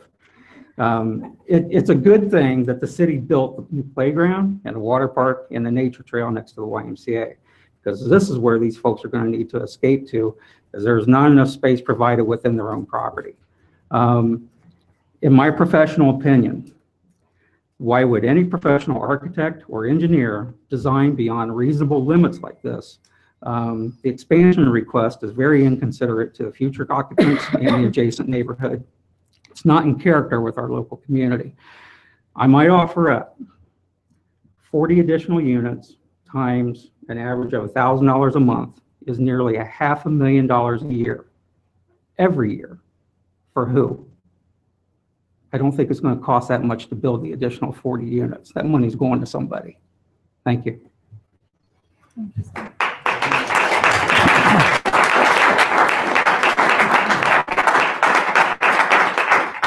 Deb Logan? I got pictures too. This is a multimedia day. These were taken this afternoon. Okay, first you have to give us your name and address before you can start talking. Okay.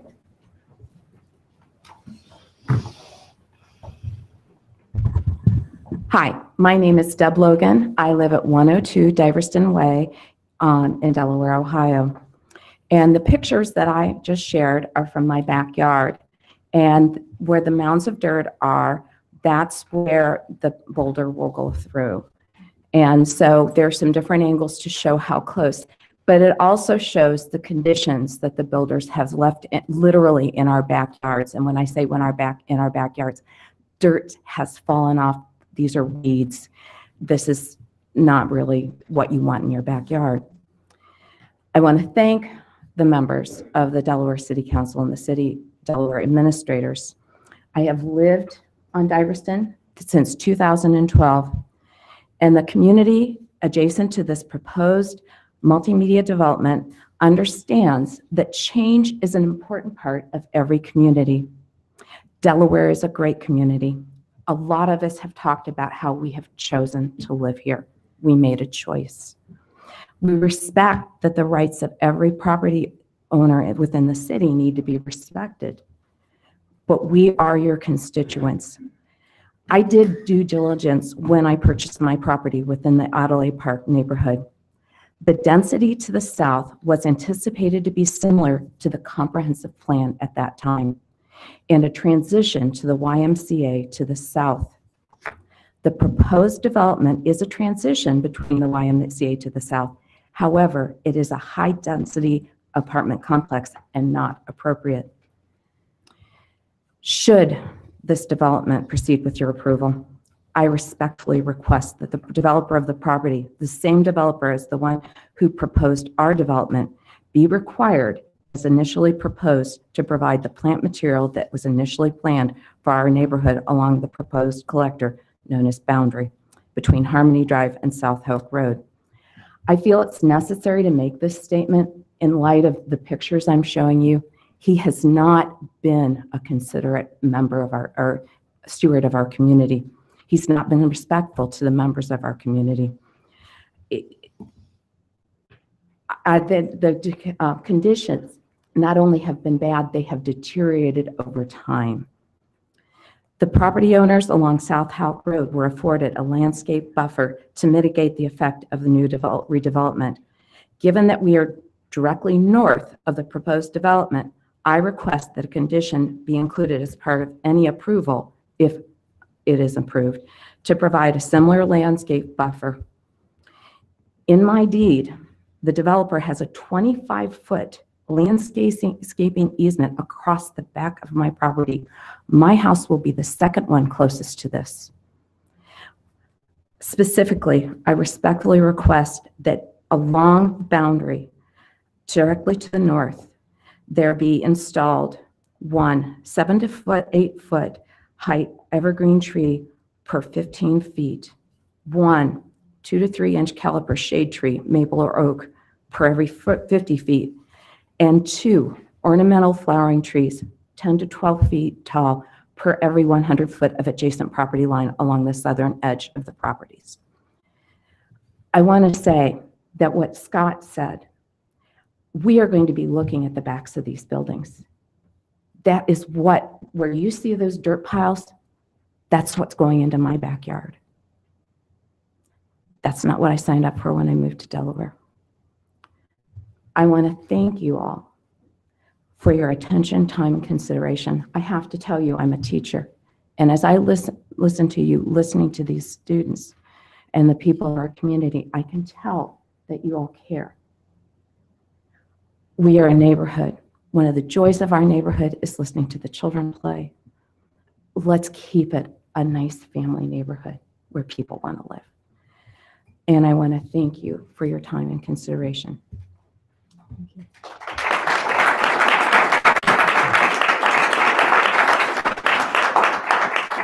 Karen Kaufman.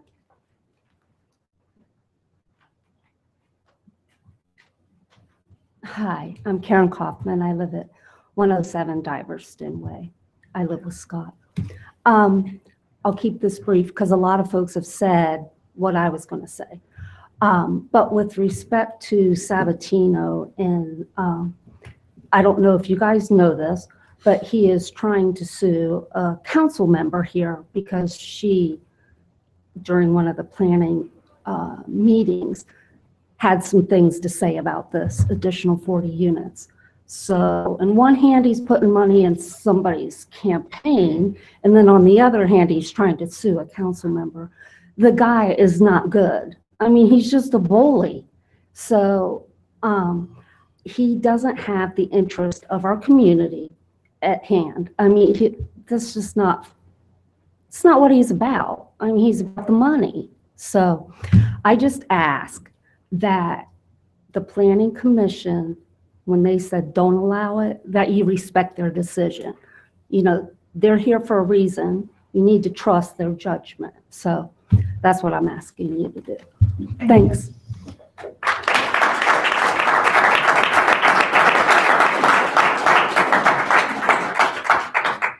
Is there anyone else that would like to speak on something that hasn't already been said?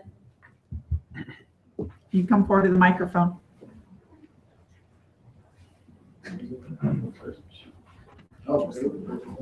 You're second. You can come forward. Yes, sir. Okay. Walter Campbell, 900 Canal Street, Delaware. I thought it was interesting in the Delaware, City of Delaware Quarterly newsletter, what was on the front page. It says activity ready to begin on East Williams Street widening. And then underneath it says project will reduce congestion and increase safety. I understand that out there because that really is needed there. I imagine years ago it probably didn't look like it may be needed. I think it kind of speaks volumes to what will be needed down the road if these extra 40 units go in over there. And one question I have never heard the developer say or speak to is why must they have 40 extra? Why can they not do without 40 extra units? And so, thank you. Thank you.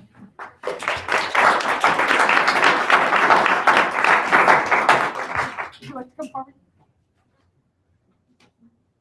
You. Amanda Ashton, and I am a future Delaware resident. So I don't know, do you want my current address or do you want my plan new? Current. Okay, 7593 Tauron Lane, Columbus, Ohio, 43235. What's your current, what's your future? 313 Burgoyne, I think is how you pronounce it. Street, Delaware, 43. I don't know it. 015. You'll work it. So I don't want to spend a lot of time repeating what a lot of people have said, but I've done a lot of research. I have one small child and have been looking for a home for several years and elected to move to Delaware based on many things. And one of them was the community environment here and the fact that I really felt like I'm a solo parent and I need a village. You know, I can't do this by myself. I can't. I have a lot of things going for me in my favor, but you know, one of them is I'm just one person. So I did some research, and the reason that I landed here was just that I really felt like this was a community environment where I could advocate for myself. I could advocate for my son. I could be involved. I could be engaged. It wasn't this enormous community where my single voice was going to be lost. I did research. I knew that there was an apartment community there. I wasn't really excited about it, but you know, I don't have $1 million, so I realized that my options were limited, and this was something that I would have to risk, right?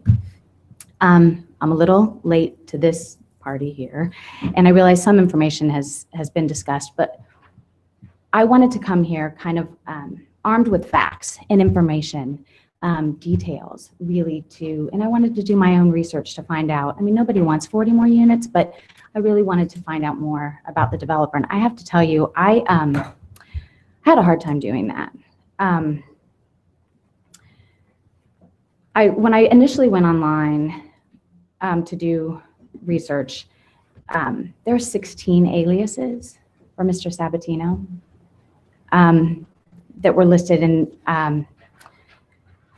and 4 active, I don't know if they're companies. I mean, they're listed in different names. I know probably way too much about his personal life, but I saw his divorce decree, and there were a whole bunch of properties or companies that were listed there that were dissolved or transferred. I'm not a forensic accountant. It was difficult for me to tell, but there's a lot of different companies, there's a lot of different properties. And if you go on TNR Properties website, there's only 4 listed. But once I really started diving in, and this is just today, essentially, that I was able to do this, I found 1, 2, 3, 4, 5, 6, 7, 8, 9 properties that were listed. So I started making phone calls, and I wanted to know, are there any building or zoning violations that are current, active? What was the history? Unfortunately, I was dealing with Franklin County, so I can just make write request, and they'll get back to me when they get back to me. They couldn't say anything, but they did let me know that there are outstanding violations. And I specifically asked about those related to like property maintenance. So dumpsters, landscaping, safety issues, lighting, general upkeep of the properties. And I was advised that there were outstanding violations, but they were going to have to gather a report and get back to me. And I'm sure that they will. I don't know how soon that will be, so I know it's not helpful right now, but I did have that information. I also know that when I called, oftentimes they said, well, we need to know the address, the name and or the address of where we would have sent the citation to. Well, it's next to impossible to find that information because there's so many companies and potential names that were listed. That was really, I mean, I can do it. I'm going to need some time. It's going to take all day to do this.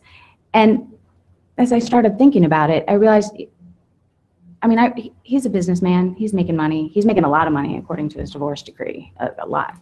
But here we are, right? I mean, in this small community, and I genuinely don't believe he has the best interests of the people here. And I think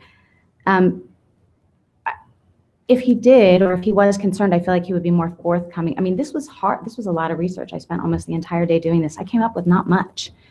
And that he would want to be able to communicate with us and show that at my properties, I don't have violations.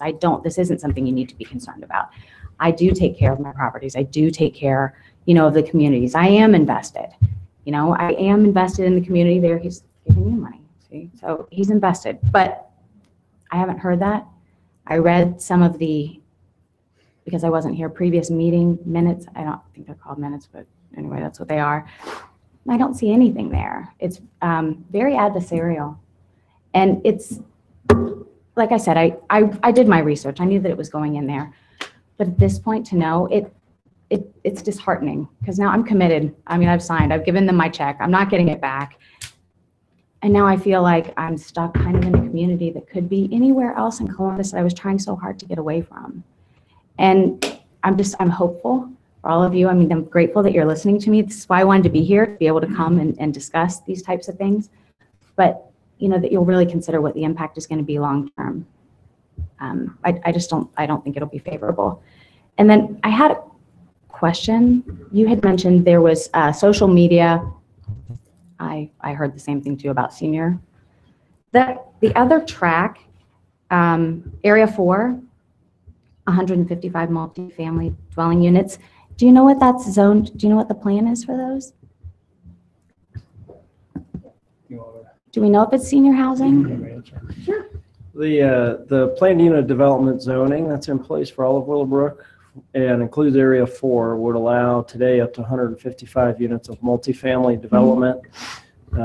Pretty much the same uses as what are allowed on this multifamily Area 3. Okay, so there is no plan for. But other than a preliminary plan, we don't have a final plan like you do here today. Okay, so we don't know if the plan is senior housing or not.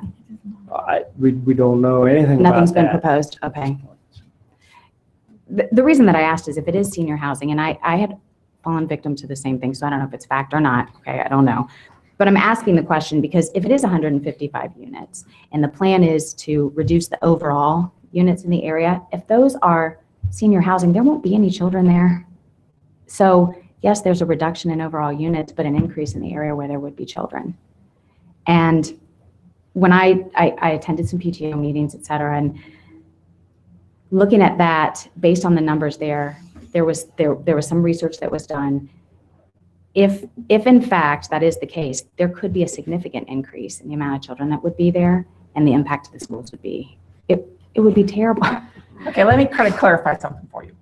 the confusion on Facebook, we have, since you're new to the area, we have 2 senior citizens in our community called Willowbrook Christian Homes. We have one south in Sandusky and we have one over here. So when they came out and they called it Willowbrook, people just assumed this is more senior housing. That assumption should go away. It is Okay. not true. And the housing that has been approved, the 140 here and the 155 in number 4, those numbers have already been counted in Schultz school system. They've already looked at those. So I saw the report from the Delaware City School District, and it's not included there. That's why they expanded their schools. It is. They've been given those numbers. It's all been, am I correct? I mean, that's what we talked about earlier. Yeah, the schools, both Delaware and No. Old Tangi, are very diligent, usually annually, in wanting an update on development, what's proposed, what's been approved, what might be somewhere in the pipeline, and the different uses. And then they go through, my understanding is they each go through their own process of projecting, how many kids they can expect out of each of those developments. In this case, in the planned unit development for both of these areas, the number of potential multifamily development units coming out of both 3 and 4 has been accounted for since the original zoning in 1999, as far as I understand it. Okay, I had asked, Paul Kraft had presented at the PTO meeting, and he provided me with this documentation in this report. And when I asked him, can you point this out, are you sure that it's included? He wasn't sure, in fact, that it was. So that's why I was asking, because it wasn't listed in the planned areas and didn't show any students there. So, I mean, just something to consider. I didn't know for sure it was there. Thank you. That's it. Thank you. Mayor, may I jump in for just 1 second? Okay. But she can step out. Obviously, people are free to speak their opinions and their mind, and I can't tell them how they should feel about the developer personally, but I just want to remind council, and then for anyone else wanting to talk, that council really has to base their decision on the decision criteria and the merits of the project, whether or not there's a potential lawsuit or the personal feelings towards development. That they can certainly testify to that, but that's not the criteria that you're supposed to base your decision on. And I just want to get clear, because some of the testimony is getting awfully personal, and I don't want to give the impression that council is going to do that as part of their decision. You should not, and I just want to make that clear for everyone else, and I didn't want to interrupt anybody because it is their right to say it, but you really can't base your decision on that kind of thing. Thank you, dear. Yes, sir, in the back.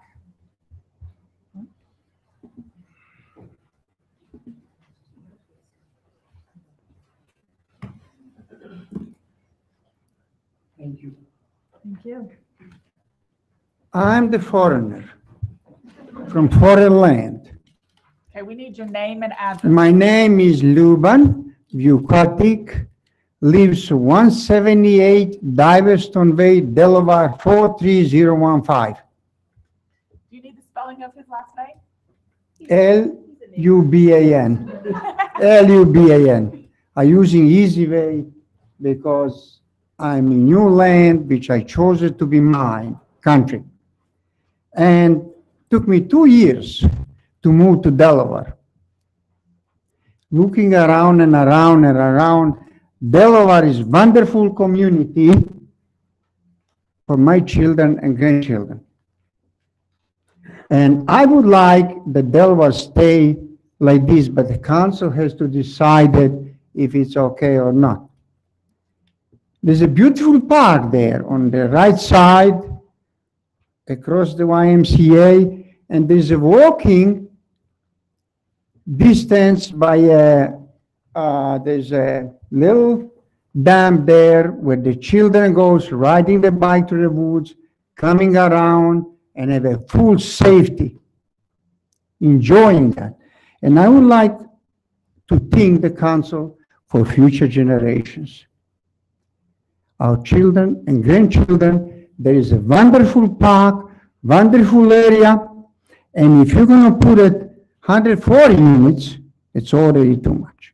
And if you're adding another 40, what density will be there? You're taking away a left side, and I would appeal to you as a member of the council, whoever can, go there and see the left side which the developer taking away from our children and grandchildren and seniors going there too, and have a nice walk. So safety is important, density is going to be high, and we would like to bring more people to Delaware, those who love their community. Thank you very much for your kindness.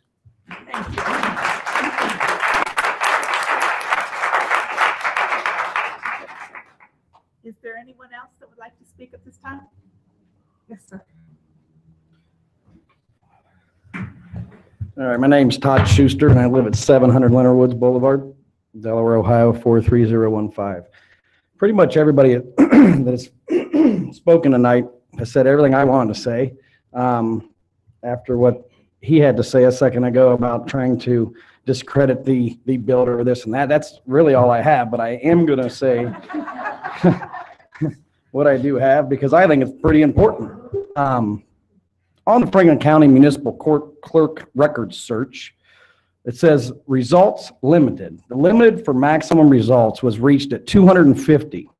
Add additional criteria to narrow the search. So right here in my hands, just in the last 12 years, there are 250 lawsuits against TNR properties. 125 here, 125 here. The problem that I had trying to get all of the information is each one of the codes you have to plug in individually to get a copy of them. I thought it would be a little bit more helpful if I could just show that they're just right now in 10 years, 12 years, I forget exactly. Right here, 250. Some still open, some closed, but every one of them are wrongful evictions, unpayment of work being done to his properties, ranging from, where I put it? Right here, 3 states. Got it somewhere. Ohio, Pennsylvania, New Jersey, and Florida. And in all 4 of those, all I did was look up 3 different apartment complexes. Again, I stated this the last meeting. I'm a barber. I own a barbershop in Hilliard. I've watched Hilliard do a lot of things, and it made me smile even more that I could find a little bit more dirt than I could the time before, because Countryside West, Bayside Commons, and Crystal Lake Apartments are all within 2.5 miles of my barbershop. I know a few people that may have worked there, do work there, and all of them are afraid to even speak up on the matters.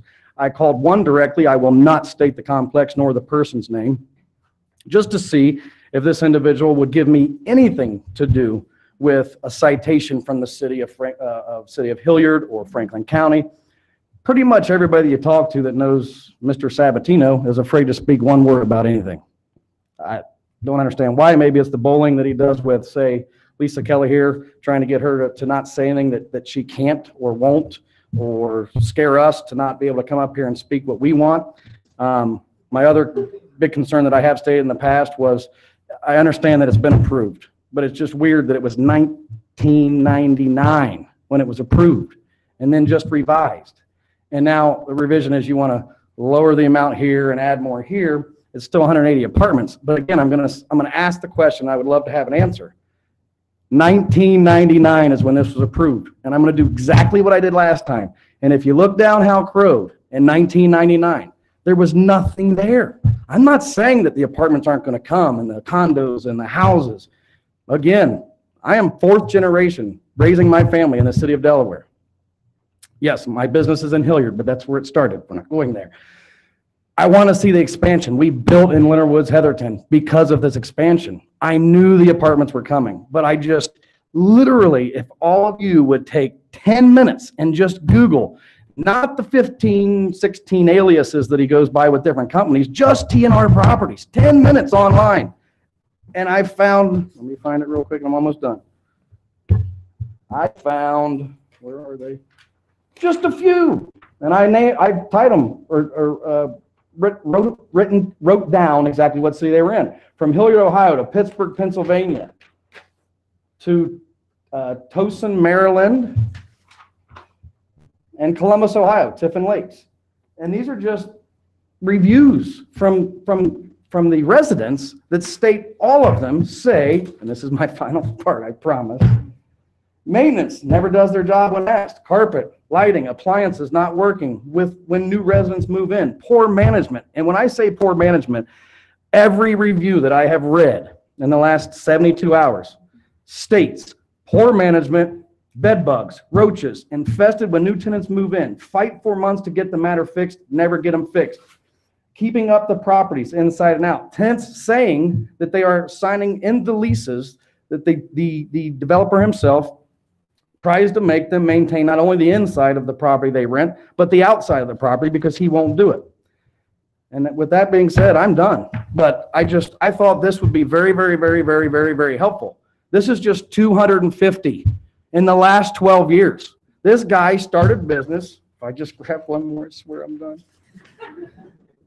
1994 is the first that I have in my presence that says that he was in court over a lawsuit. So what I'm getting at with my final thing is the apartment complex. The 3 apartment complexes that I named that are in Hilliard, they are almost all right between 15 and 21 years old. So what I'm thinking about is my 2nd grade daughter. She'll graduate in 10 years. So half the time that the 3 apartments that I have watched in the 18 years I've owned my business deteriorate. He changed Bayside Commons 3 different times. Bayside Apartments, Bayside Commons. To try to change the name to make it better. And I'm telling you, you look it up, it is one of the largest drug-infested complexes in Central Ohio. Period. Point blank. I'm done. Thank you.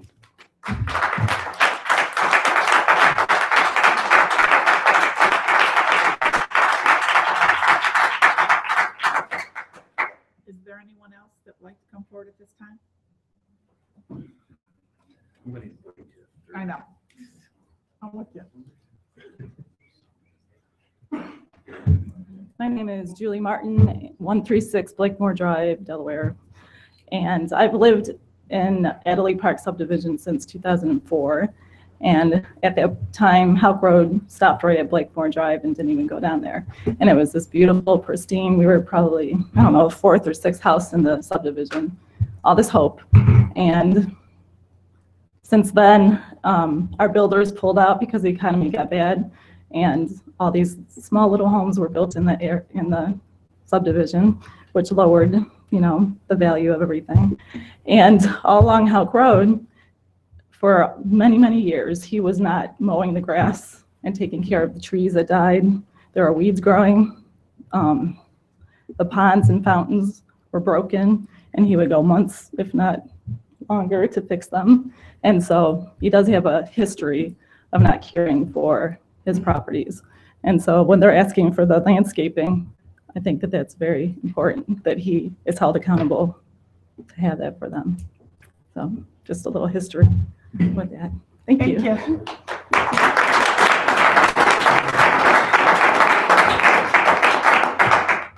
Is there anyone else?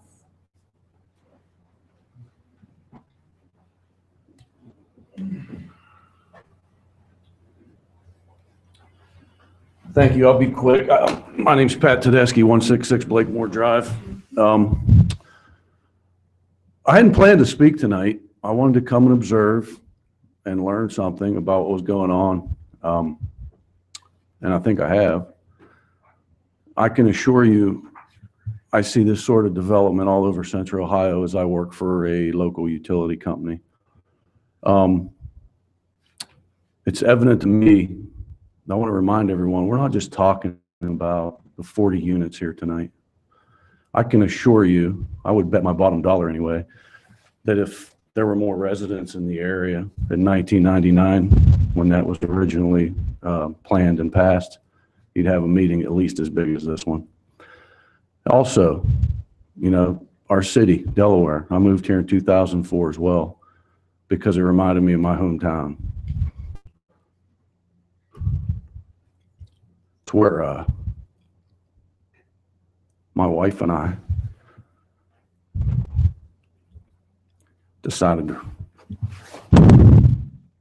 apologize. It's where we decided to raise our children. And I have to ask, we're talking, if it's 40 today, and I can answer this gentleman's question as to why. He says, it's a savvy business company. It's more bang for their buck. That's it simple. But what's to come of the west side of Houck Road on all that vacant land? What's to come on the vacant land east of the new splash park where children play, where families have picnics in that park, along that pond and the paths. We can talk about the crowding and the traffic. We all know that's true. But please don't think this is a second ward issue. And thank you, Councilwoman Keller, for what you've done so far. Don't think this is just a second ward issue. This affects every one of our wards in this town, because I think we've reached a point where multi-unit housing is diminishing our community. It's a fact. It happens nationwide. Development's great. It's progress, you know, but we don't need more multi-unit housing. It's just not needed. The proof's out there. You're our elected officials. Please do your homework. Please, I implore you. That's all I had. Thank you for your attention and your late night for everyone, and thank you.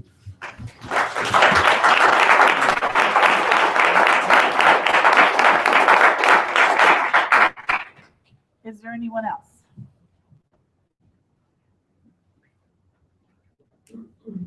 Okay. Mr. Lewis, do you Yes, want to this is speak? my And then, turn. yes. Thank you. It's my,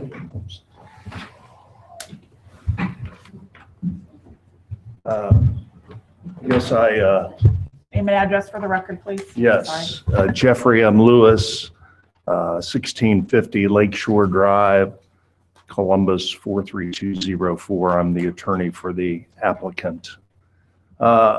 I guess it's obviously no secret that some people have some concerns with what my client proposes. My client has spoken, I know, with the development department, who actually is in favor of this project. And what we would like to do at this point in time is ask that this case be remanded to the Planning Commission so that perhaps the plan can be tweaked that may satisfy some of these concerns. I know you're not going to please everybody all the time, but I suspect that perhaps we can amend both applications a little bit to maybe satisfy some of the concerns. So with that, instead of putting on a case, if you would allow me if you would allow us to go back to the Planning Commission, talk with some of these folks, talk with the development department, perhaps we could cobble together a better plan. So with that, I'm open to any questions. Was it that the council? Do you want to go back to planning? Do you have any questions, Mr. Lewis? I have some. Okay. I guess one of my questions would be, what sorts of tweaks are you thinking of making in regards to what? And would it be helpful to have some comments from some council members with, you know, possibly some suggestions of? Let me respond to that. I'm Ron Sabatino, alias Philip Ronald Sabatino, alias P. Ronald Sabatino, alias Ron Sabatino, alias Mr. Sabatino.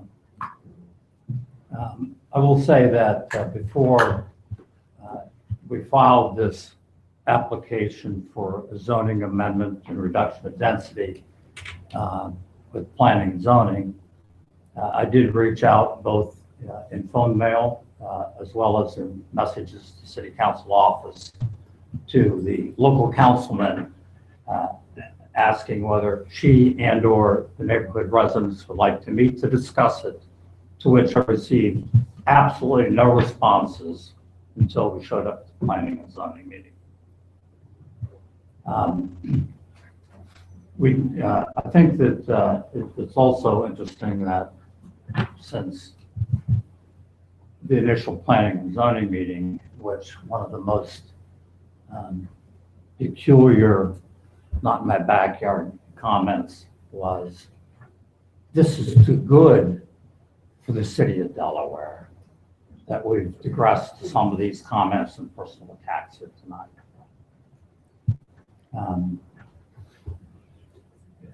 In response to Mrs. Keller's specific question, I think that there are a couple of comments tonight that have some validity. I'm not sure the level of communication, Dave, from some of the changes that a few of the residents believe went on deaf ears from earlier meetings, because as you know, we have addressed some of them, so maybe there needs to be more specific communication. I was at zoning meetings out of state, and as you know, it depends much of the process from the beginning. But to the degree that any of the councilmen have additional comments, we're ears tonight, but our plan would be to meet again specifically with staff, have staff share some of the changes that we already made to the Planning and Zoning Committee, as well as to discuss some others that may be appropriate for what is our desire to do a nice apartment community on Houck Road, as the plan is always expected. I will say, in the for whatever it's worth category, that the various tracks, I think this is track 3, track 3, and track 4 are not much different than Miss Keller's front yard and backyard in this respect. They're one lot. Track 3 and track 4 exist as one lot. We kind of border the YMCA to the north and the park, but it is one legal lot. So, even though, from a technical standpoint, we're amending and taking a few chairs from the porch on the backyard and putting a few chairs on the front yard and throwing a few chairs away, that we're all doing this in one lot. I mean, we're not like shuffling the cards across the city. This is one legal building lot, like the backyard, where the dwellings moved a little bit to the side or to the front. We're not shuffling this density anywhere except slightly closer, as a 1990 plan not only expects, but specifically directs us to do. And I'd like to take a minute and read the sentence again for some of the new residents here tonight on the multifamily. Just read one sentence.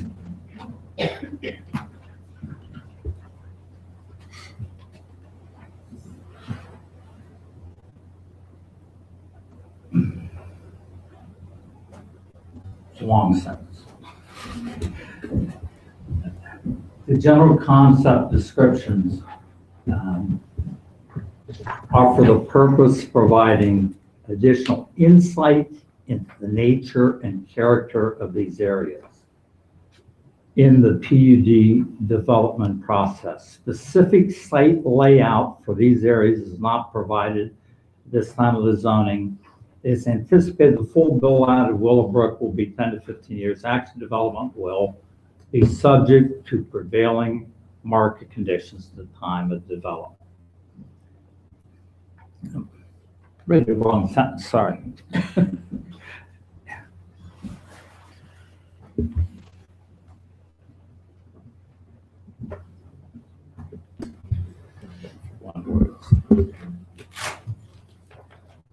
We'll bring it when we, if we do continue. But further, there's a sentence in this 20-some page text that specifically directs us in planning to encourage higher density within the relatively low density of this entire development, higher density toward the artery roads. And this specific track 3, albeit it extends further, the legal parcel extends further east and south. We're bringing more of the chairs, if you will, more of the dwelling units closer to the major arteries of what? What are the major arteries there? Hawk Road, Boulder Road, this gets Boulder Road built as well.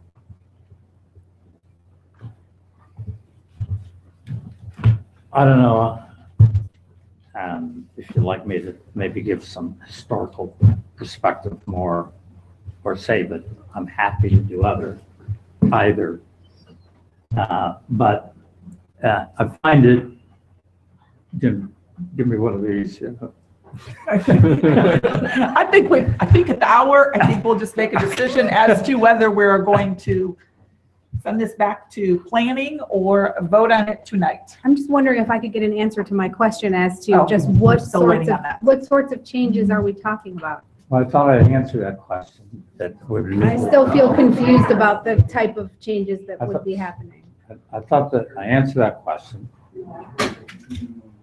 That we would meet with planning staff. By the way, your planning staff is very good. We agree with the recommendation.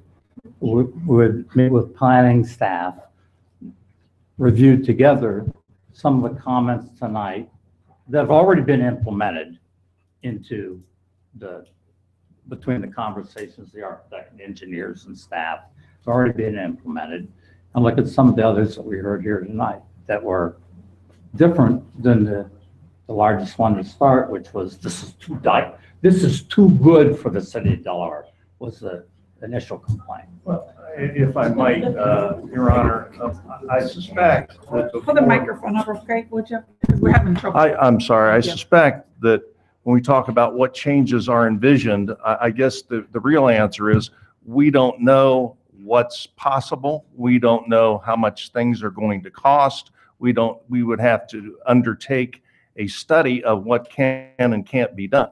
So, I mean, I think it's a little bit premature to say, well, what are you going to do? Well, at this point, we've heard a whole bunch of stuff in the last hour, and just to put us on the spot and say, well, what are you going to do concerning those comments? I just think it's way, way premature. So that wasn't the question. The question was what sorts of changes, not specifically what you'll do, but are we discussing changes in density? Are you open to that? Possibly, sure. I mean, I think we're open. I think the table's open. I mean, that's why we're asking to go back. And I think the one thing I would like to point out, it's interesting.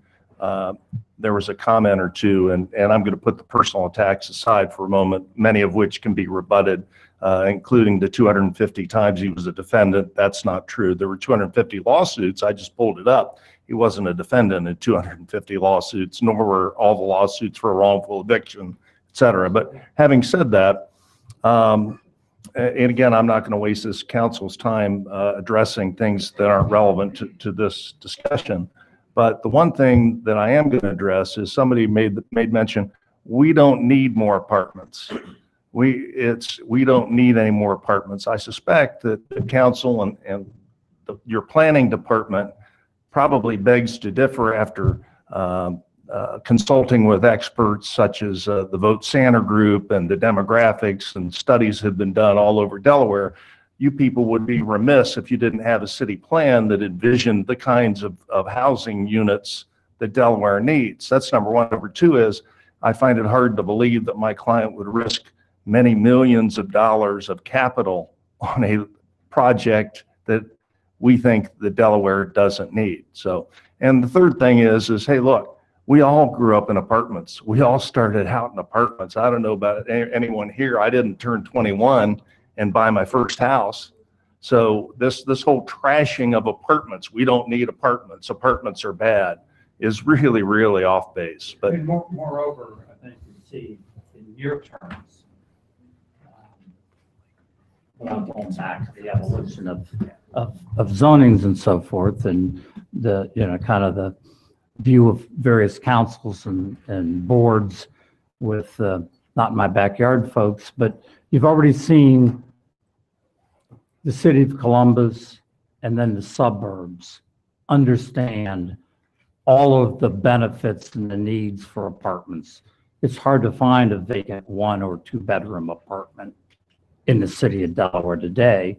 But even over the past couple of years, the city of Columbus, the city of Westerville, the city of Dublin, even Powell, Ohio, not only advocates densities much greater than the decrease that we're proposing here.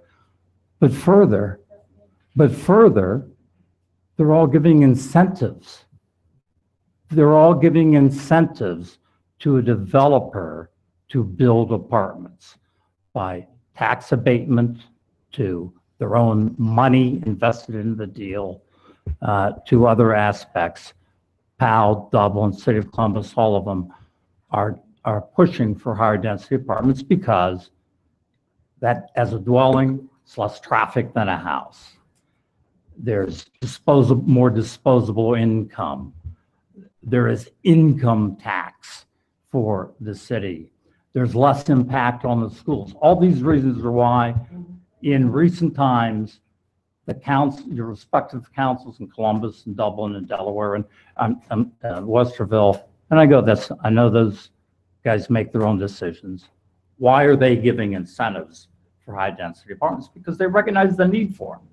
By the way, these will be in part, and I was talking to the staff earlier today, that these in part will be rent by choice where folks will move out of their house, not like Jeff said, for starters, but folks that are, don't want to cut the grass and maintain a big house and will step, from a home into a rental by choice. And in part, there'll be step-up renters, just like there's step-up buyers. There'll be step-up renters from some of the B and C product in Delaware that will then open up opportunities for a vacancy in those 1 and 2 bedroom units, and there'll be new folks moving to town. So I guess tonight we're asking, to table and allow us to work with in near term with staff and see if we can respond to some of the legitimate comments tonight. Madam Mayor, we haven't done this very often, so procedurally where we're at is the applicant has made a request to be remanded back to the Planning Commission. In order to make that happen, someone on council would have to make a motion in a second and a vote. So that's how you would accomplish that if you were inclined to grant that request. I'd like to make a comment. 2 things. One, and I think it would be beneficial to hear, what individual council members think would fly. I can't speak for anyone else. I can speak for myself. I think the densities as they exist today and as they've existed since '99 is really what I want to see as maximum densities. But then my follow-on question, though, is we all understand, and matter of fact, at our last council meeting, we talked about the need for affordable housing. Now, I don't know if your units are necessarily in that same price point range, but what do you think from your background and that professional experience, what do you think the number of units needed are needed in Delaware to meet what you see as the existing need? I think there's a couple questions there, so let me try to answer. Again, first, you're right. These are not what would be considered affordable apartments. And they have, more amenities than you could shake a stick at, for more amenities than you could find in any of the other nice places in Central Ohio, which is why you need, a certain quantity of scale in order to pay for those amenities. In terms of the need for blue-collar workers, for workforce housing and so forth, it's a challenge everywhere, not just in the city of Delaware. This will open up some of that, and it opens up some of it in this respect. We'll have 180 dwellings. Again, to reduce impact on schools, we're doing no 3-bedroom units, just 1 and 2 bedroom units. And about 50% of our residents will be step-up renters. they're making a little more money now. They want to move out of out of a different community that's here in Delaware. They want to stay in the same area. Maybe they have a child that they want to stay in the same school district. They will be step up. They want a nicer place. So they'll step up here. And so this will open about 90 dwellings from the step up process. Just like if somebody wants to buy a new home, somebody else will buy their used home. So we in part do something arguably too nice for the city of Delaware, but simultaneously provide at least half of it for step up renters and renters by choice. To answer your question about how much more multifamily is needed in the city, I don't have that answer. I don't know whether, I know that the staff is in the process of doing a comprehensive plan review that will take a year or so. And I would guess that process will answer a lot of questions, including will address the need for various housing stocks, at which time maybe some incentives become more appropriate. We've not asked for any incentives like are currently being offered for multifamily in Columbus, in Powell, and in Dublin. But maybe at some point when the actual need is defined through staff in a comprehensive plan process, and I think we'll find it's 4 digits. It's probably thousands of units over the period of the next decade or 2 decades that are needed. If I can also answer, again, I don't want my client taking a swing at me, but I also represent other clients and other developers and other areas of Central Ohio. I've been doing this for 37 years. And I can tell you that what used to be the ring counties are now the ring suburbs. Delaware used to be not a suburb of Columbus. Now it is. Marysville used to be a ring county. It's now a ring suburb. I'm representing a group in Marysville, and they are running into the same issue. And I believe that the Weiler Company is proposing 800 units to be built in Marysville in the next several years. So this is a trend. And I think here's the difference. If you talk about a development like this and your affordable housing, it's a great question. It's also needed. But I suspect that the folks behind me would much prefer an upscale development next door to them than an affordable housing development next to them, which by law at this point, there is nothing anybody could do to stop Mr. Sabatino from going in here and putting in 140 affordable housing units. And people would cry and come up and demand that, you got to stop this. This issue, ladies and gentlemen, is not about apartments. Apartments are going on this site. They are going on this site. And I appreciate that people want quality developments beside them, which is why I've asked Ron, and I know that Ron has talked with Mr. Eflin here about coming back and let's tinker with this. Let's see if we can do something that addresses some of these concerns. At that point, I suspect that he'll be ready to say, okay, we've done whatever we can do. Maybe there's some more give us an up or down vote, and we'll have to deal with it maybe some other forum. I don't know the answer to that, but I'm hopeful that usually things can be solved by compromise. Not everyone's going to be happy, but I tell my clients that when both people are equally dissatisfied, you have a good settlement. So with that, I would respectfully request the council to table this and remand it back to the Planning Commission so that we have an opportunity to address some of these concerns. Is there a motion by council? Well, I'm also somewhat concerned just from a personal standpoint about where the threatened lawsuit regarding me participating in this process stands, because I received one letter through the city attorney stating if I continued to advocate an opinion, I would be sued. sued personally, not as a council member, that my personal assets were at risk. Then there was another letter stating if the motion didn't go in the favor of the developer, that then there would certainly be a lawsuit. So I'm wondering how this new change of remitting it back to planning changes any of those threats that have been made so All far. I can do is speak to my client's legal rights and my legal position. And my legal position in this case is that should have been or must be a quasi judicial process. Your city attorney is your counselor. He disagrees with me.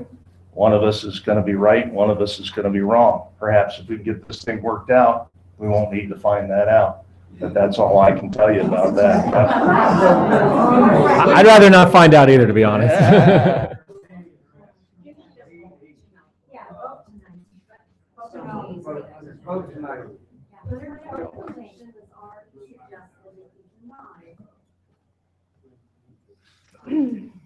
I'd ask for a recess.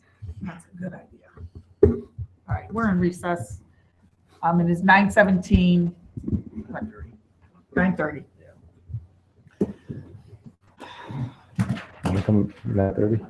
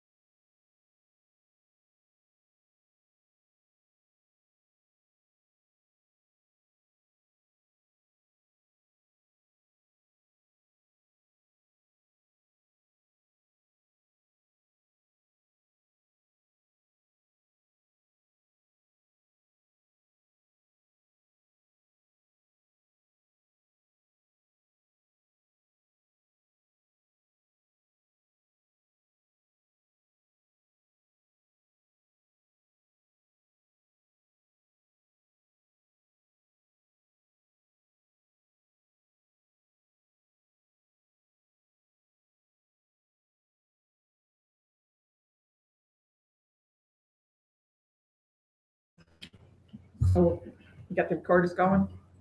All right. I'm looking to council for guidance. What do you want? What do you want to do? I really like the 140 seems dense enough for me in 1999. Or is that when the last plan was done? It probably seemed like a good number. Frankly, if we were doing the comprehensive plan, it's still going to be done in 2 years. I think this property would probably be zoned for less than that. It's my hunch. I don't know. But so I like the lower density. And I think some strong buffering. You've heard some great examples. Strong buffering and try to improve the area. And with that, I will vote to remand ordinance 1821, ordinance 1822 back to Planning Commission. Second. Okay, I have a motion by Mr. Browning, second by Mr. Rohr. Hate to say this, any further discussion?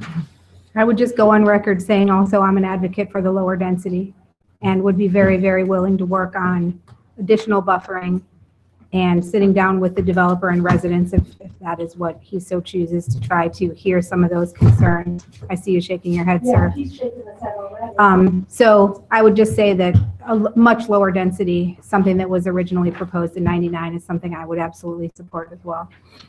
Okay. I don't know if anyone else wants to give any guidance to planning or the developer because they're going to be going back and trying to remake these plans that will ultimately come to us. So I feel like whatever guidance we could give in that process would save everyone a lot of useless guessing back and forth. Density and landscaping are the two big ones that I see as priorities. Agreed. Agreed. Yeah, I guess I just want to know that if we're going to remand this back to planning, that we're going to see changes come forward that reflect the concerns that we've heard over the last 2 years. I'd say, go ahead. Go ahead, you want? No. You're spending money. I think that may rely on planning and zoning. I think it's important. Can you pull the mic, Ron? Thank. I know it's important to rely on planning and zoning, and it's our intention to go back and to present a plan that they recommend support of. But this city is blessed. I've been in 87 different townships or municipalities. And this city is blessed with one of the best planning and development directors and staff. I don't always agree with him, but I mean, your development director and planner knows what he's doing. And I think that you should seriously consider his recommendation and that of the professional staff as well. We will work with him and come back to planning and zoning and attempt to respond to the legitimate comments that we heard tonight. All righty. I'm not going to make any comments because I'm on planning. So, but I've heard you all and all of you. So I have a motion by Mr. Browning. I have a second by Mr. Rohr. Roll call, please. Mr. Jones? Yes. Mrs. Keller? Clarifying question, when it goes back to planning, that it will go through the same process, the public hearings, and it will essentially be starting the process over in terms of the notice to the public that needs to be given regarding the public hearings if there is a zone change proposed. I mean, we can certainly renotice everybody. I think there's no point in going back if we don't give notice and allow for comment on a revised plan. That seems reasonable to me. So the answer is yes. The answer would be yes. Okay. Yes. Okay, then as far yes. as I'm concerned, but He's looking at Darren.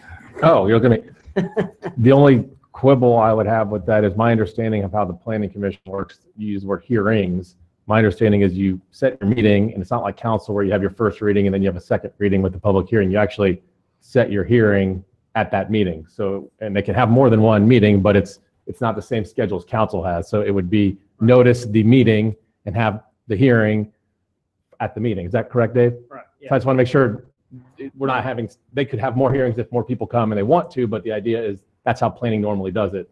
That's the only caveat I I'm would pretty have. sure when these folks see a sign that says They'll- zoning hearing at 7:30, they're gonna be there. Yeah. For hearings, I meant one at planning, one at council. Yes. Just essentially beginning the process over. Yeah, I just want to make sure I was clear on how that works, so. Will the signs be up to date? What is Hey. it? What's up to The signs for March 26th. Okay. Well, that was for the original hearing. Right, there was no notice for this meeting. All right, no public notice. Well, this, The public notice, our meetings for city council meetings are done according to the city council requirements for public meetings, and that's usually on our Ohio revised, or sorry, it's usually on our website, and they're always the agendas always are up there as well. So that's how you find out about city council meetings. The planning commission has a different process because they have to notice it there. Is that accurate, Dave? but yes, they would be up to date sign. Pardon? Thank you. We kept the hearing open, so this is a continuation. Yeah. That's correct. Yeah, We never just closed. to make sure the next one is the right date. I'll try. Because that's what. Did I give an answer? Yeah, you did. I like that. Can I vote? Yes. I'm not to you yet. You just be quiet. I'm still on Lisa. My answer is yes. Yes. She didn't call your name. Don't look at me. Mr. Browning? Yes. The third time. Mr. Rohr? Yes. Mr. Hellinger? Yes. Vice Mayor Schaefer? Yes. Mayor Riggle? Yes. Thank you. Thank you.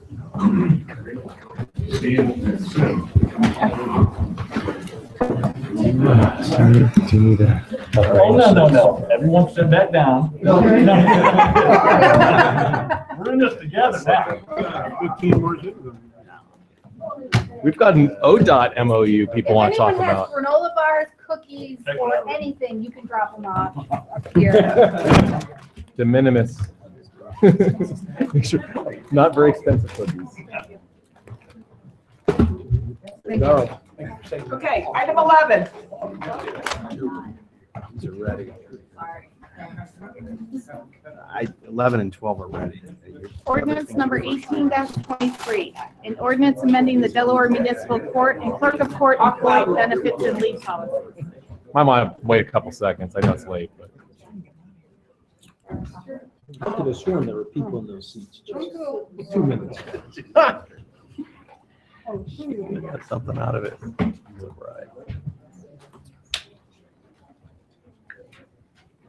Okay, item 11. Big stuff. Huh? Still some big stuff. Ordinance number 18-23, an ordinance amending the Delaware Municipal Court and Clerk of Court employee benefits and leave policies. Yeah, this is the next two items we'd recommend action on this evening if you so desire. Well, let's take one at a time. She read 11. And Madam Mayor, members of council, this is the resolution or the ordinance change for the court pay plan that Judge Hemmeter came and spoke to you about last week. I'd be happy to answer any additional questions. My understanding is we wanted to take it to a second reading because we usually do that with our pay plans. But I helped write that change so I can answer any questions if you have any. Any questions? Is there a motion? Move to suspend the rules. Yeah, go ahead. That was me. I'd say it. No, I was just saying, isn't it supposed Oh, to be yeah, a third I reading? move to suspend the rules requiring 3 readings on ordinance 1823. Second. I have a motion by Mr. Jones, a second by Mr. Hellinger, or Mr. Schaefer. Schaefer. Roll call, please. Mr. Jones? Yes. Mrs. Keller? Yes. Mr. Browning? Yes. Mr. Rohr? Yes. Mr. Hellinger? Yes. Vice Mayor Schaefer? Yes. Mayor Riggle? Yes. Madam Mayor, I move for the approval of ordinance 18-23. Second. Motion by Mr. Jones, second by Mr. Schaefer. Roll call, please. Mr. Jones? Yes. Mrs. Keller? I just stuffed a giant cookie in my mouth. Just God. Yeah. Mr. Browning? Yes. Mr. Rohr? Yes. Mr. Hellinger? Yes. Vice Mayor Schaefer? Yes. Mayor Riggle? Yes. Motion carries. If you'll read item 12 into the record, please. Resolution number 18-21, a resolution authorizing the payment of tuition leave under the 2018 Management Pay Plan. Mrs. Wilson. Thank you, Mayor, members of council. Just as a refresher, this is the issue that we had with a public utilities employee who received some tuition reimbursement. Well, she was promised tuition reimbursements, even though she had not met the required number of days being in the city's employ. However, staff will all agree that if it would be to be done all over again, now that she has met the proper number of days being employed with the city of Delaware, the time would have been, or excuse me, the tuition would have been approved. We have been working diligently to shore up some of the weaker sides of making sure that this policy is followed. And we are going to do a better job of making sure that everyone's clear about what the policies are going forward.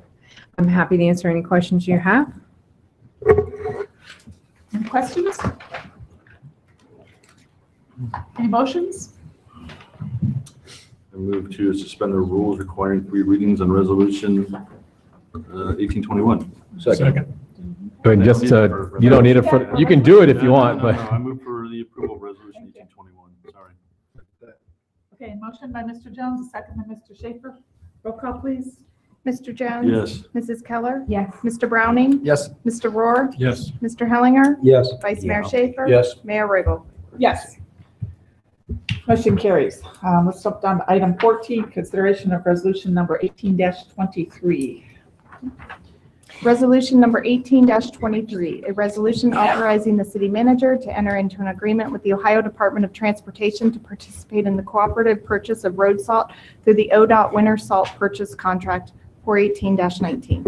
This is an annual authorization we're seeking from City Council to allow us to participate in the Ohio Department of Transportation's salt program. And we put this before you last year. We're asking for your favorable consideration tonight.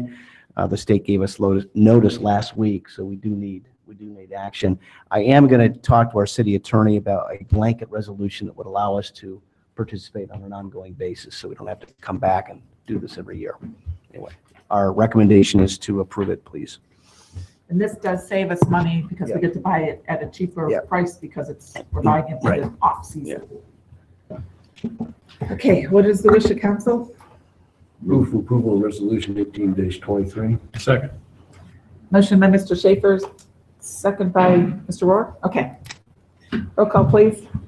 Mr. Jones? Yes. Mrs. Keller? Yes. Mr. Browning? Yes. Mr. Rohr? Yes. Mr. Hellinger? Yes. Vice Mayor Schaefer? Yes. Mayor Riggle? Yes, motion carries.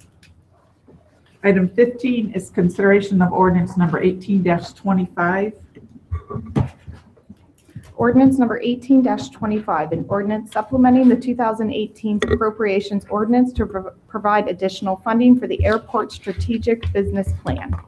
I would ask the council take this to another reading. Mr. Freener had to leave early this evening, and I'd like him here for our discussion of this at the next meeting. Okay. Item 16 is consideration of ordinance number 18-26. Ordinance number 18-26, an ordinance supplementing the 2018 appropriations ordinance to provide funding for the renovation of the City Hall Annex. Again, this is a first reading that starts the process to ultimately allow us to finance the improvements to the Gazette building in accordance with our lease agreement with Cohatch. The real policy issue that we don't have to get into this evening, but perhaps at the next meeting, is really we're recommending some additional improvements above and beyond what Cohatch has proposed and as part of the lease that would give the city the ultimate use of the second floor of the Gazette building. But it is a first reading tonight. I know Jackie can update you. We did have discussions last week with the 2 teams that are proposing the work. Sure, and we have decided to go into negotiation with one team, Titan, Red, and Brand is the name of it's 3 companies that make up the one team. And I really have nothing more to add to Tom, but if anybody has any questions between now and the next meeting, email them to me. I'll have the answers for you ready for the meeting, and then we can have maybe an earlier discussion than we have tonight. Thank you. How's that sound? Okay. Sounds perfect. So are we talking about the add in appropriation for like this, the second floor windows, the mechanical HVAC? Is that what we're looking Yes. there? Yeah, that's some of the In additional. addition to the one. To the 1.1. Make sure Yeah. I'm on the same page. Really. And we would be using, most of that would be municipal impact fees for those improvements because we are adding capacity to the second floor of that building. It gives us access. And And the hope being that the contractor that's going to be there anyway, and the design work there'll be economies of scale. We'll just tell them, go ahead and take the plumbing upstairs, go ahead and take the windows, go ahead. You know what I'm saying? So it's about economies of scale and getting that building ready for use. Could have used it tonight. Okay, item 17 is consideration of ordinance number 18-27. Elaine, if you'll please read this into the record. Ordinance number 18-27, an ordinance granting an appeal of a technical denial of a certificate of appropriateness for 12 West Restaurant for the existing temporary sidewalk vestibule to remain in place in the public right-of-way from October 1st through September 30th of each calendar year for 12 West William Street, which is Zone B2 Central Business District, and located in the transitional subdistrict of the Downtown Historic District overlay with conditions. Mr. Eklund. Madam Mayor, members of council, first of all, let me say to my staff, Diane Gunther, thanks for hanging in tonight. I appreciate that. If you're in a little late tomorrow, I will understand. This is an appeal from the Historic Preservation Commission regarding a sidewalk vestibule that's been in place on our property at the 12 West location, 12 West Restaurant for approximately 3 years now. Just run through this quickly. It is in the core B2 business district. This map I just want to spend a second with because I have a question for you all later. But the red, this is the downtown historic district overlay. The red is the downtown core, basically fronting on Sandusky Street. There are a couple of properties off of Sandusky, but primarily fronting on Sandusky Street. The orange is the transitional sub-district. This property is in that transitional sub-district of the historic district overlay. I know it's a mouthful. And the yellow, you can see a little bit of it off to the side, is the residential historic district. Aerial photograph if we need it. This is what was approved originally in approximately 2015 for the vestibule. This was the drawing shown to the Historic Preservation Commission. This is how the vestibule looked in 2016. So pretty close to the drawing. Well executed, high gain materials, and it's definitely held up well in our estimation of staff over time. This picture shows the door being removed from the front. These pictures show the door more in the winter condition. As of January of this year, you can see the doors obviously put back given the winter conditions, but you can see the general maintenance of the vestibule is, I think, held up really pretty well over that time. So what occurred? The applicant is required, this is an annual revocable permit. There's also a license involved. So we have sort of two layers of regulation on this. Back in 2015, this was really the first vestibule in the city that came forward for formal determination by HPC and some administration work on whether this could be included on our sidewalk, at least temporarily. That decision at that time was approval sort of as a test pilot, if you will. We referenced it and we've called it sort of the beta test. I guess it was really sort of the alpha test was the first one. This was the first one. And the requirements at that time were really over the winter period of time. In fact, this was built, and there were other documents that I'm not showing you, so that this was sleeved into the concrete so that these could come out in the non-winter period of time. It really provides some of that wind and cold protection. I think we've probably all eaten at 12 West at this point in that first table, and when a door opened without the vestibule, it's pretty cold, it's pretty uncomfortable. Part of that is a function of how narrow this building is, about 22 feet wide, and how the inside is arranged, of course, but also some of the historic features of the building in terms of trying to put in a wind curtain or something else, some other adaptation to cut down on that breeze coming in. So It's been approved through the years, reapproved, I should say, through the years. Kind of a continuation of the test is how I would describe it to you. And most recently, that process has gone on again at HPC. So what did HPC do? Well, they failed to recommend what was an amended motion. The applicant really seeks a year-round provision, October 1 to September 30th, so a year-round provision. HPC amended that to be really the winter months again, kind of going back to the original determination. Their dates were December 1 to March 3rd. They failed to pass that 3-3. That's what we call a technical denial, and that's why it's in your documents that way. So this leaves everybody kind of in limbo except the applicant. It's the technical denial, although we were missing a member, obviously. Recall we changed the rules to HPC several years ago as to what was a quorum to try to avoid some of these situations, but obviously you can have 2-2 and 3-3. So what we've done is we have revised our recommendation before you tonight that's included in your packet as staff, and we think really a return to the original approval in 2015 makes some sense for those winter months. That still seems reasonable to us, still makes sense. I think the proof has been over the last few years that the materials and the look of the vestibule have held up as originally intended, so it's not falling in disrepair and that sort of thing.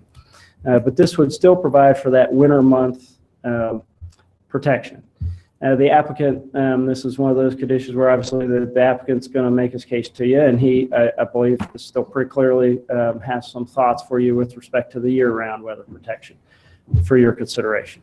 Outside of this case, I think HPC and staff, we've spent the last several years in this test process coming up with some questions, and we kind of really need council direction at this point. It's our sidewalk, it's our right-of-way, so ultimately it's yours to answer the questions. But outside of this case, should we really consider more of these or not in the downtown area? Would be helpful to just get some general direction for us.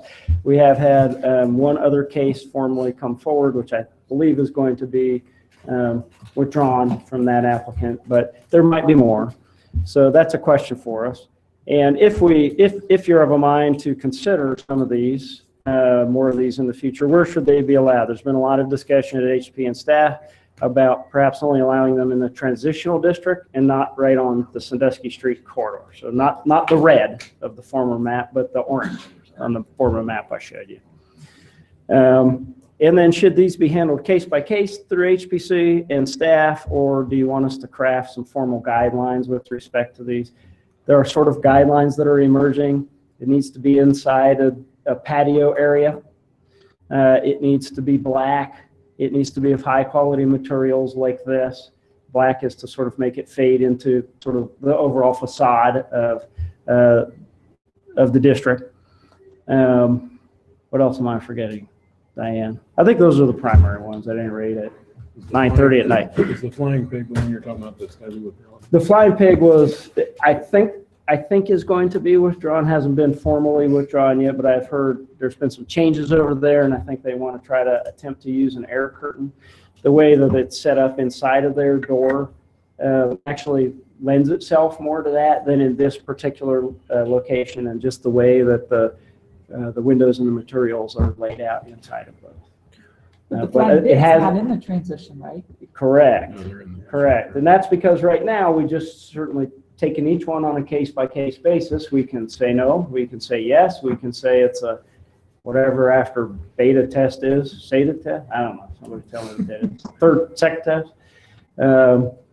But it's hard without direction from you all on those things. So there's the appeal, and you need to handle that tonight. Dave DeStefano, the owner, has been very patient waiting through tonight. You need to listen to his remarks of his case and make a determination on that. But then if you can just give some general direction, that will help us as staff go back to HPC and sort of answer maybe some of these questions. So. And process-wise, because this is complicated on what is a vote yes, mean this, and that, what Dave and I recommend is look at the three options, just tell us what you're trying to get to, and then we can fix up the ordinance to make it easy to get that way. So if you want to do year-round, just tell us year-round. If you want to say not at all, which would kind of be the HPC denying the appeal, or if you want to do the staff recommendation, and then Dave and I can fix it on the back end as opposed to telling you, oh, make this motion this way and that way. So is that, Yeah, and I think it's late, we're all tired.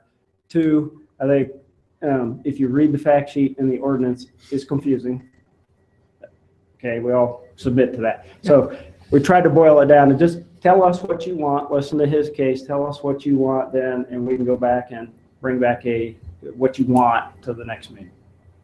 Happy to answer any questions you might have. You have March 31st up there. It snowed today and it's April 9th. Well, Yeah, I'd like to hear from Mr. Stefano, but I don't know that, I'd like to think about this and have some time to discuss it before we make a recommendation.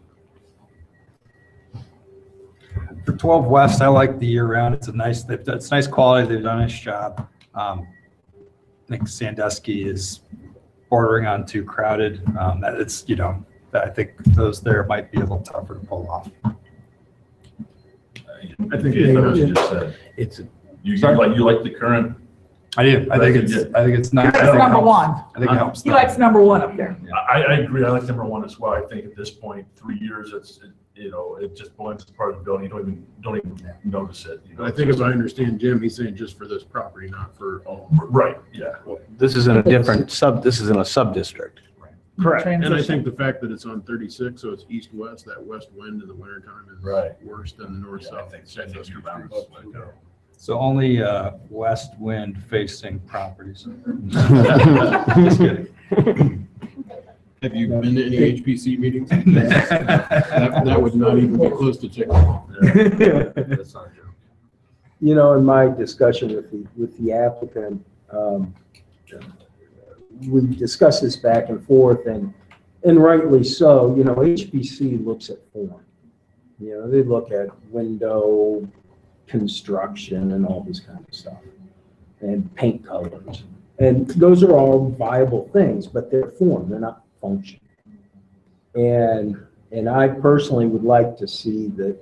I would like us to give Main Street Delaware the directive to engage their downtown merchants in getting some type of a working group together to talk about the functional needs of those buildings with which they either own or they have their businesses in. And then we can meld the form, we want it to look like this, with the function, you know, this is untenable due to, you know, these 4 or 5 different environmental factors for this particular property. Because one size doesn't fit all. You know, I mean, you know, I go into restoration, and in the winter I will not sit except for, you know, almost have to kick Frank out of his table there at the very back, because that's the only warm table in the whole place. You know, and he faces east, so would have to work with HPC on that. But you know, those are, I think there's just a lot of functional requirements. I don't think this is a very good HPC issue, because I think this is a functional thing, not. That's what I I'm mean, saying. these aren't historic, so we should just say. Yeah, but I think from an HPC perspective, you know, I think they need to weigh in, because obviously they have worked hard over a long period of time to craft an image that has been very appealing and marketable for our downtown. And we see that every day when you go downtown, there's a lot of people.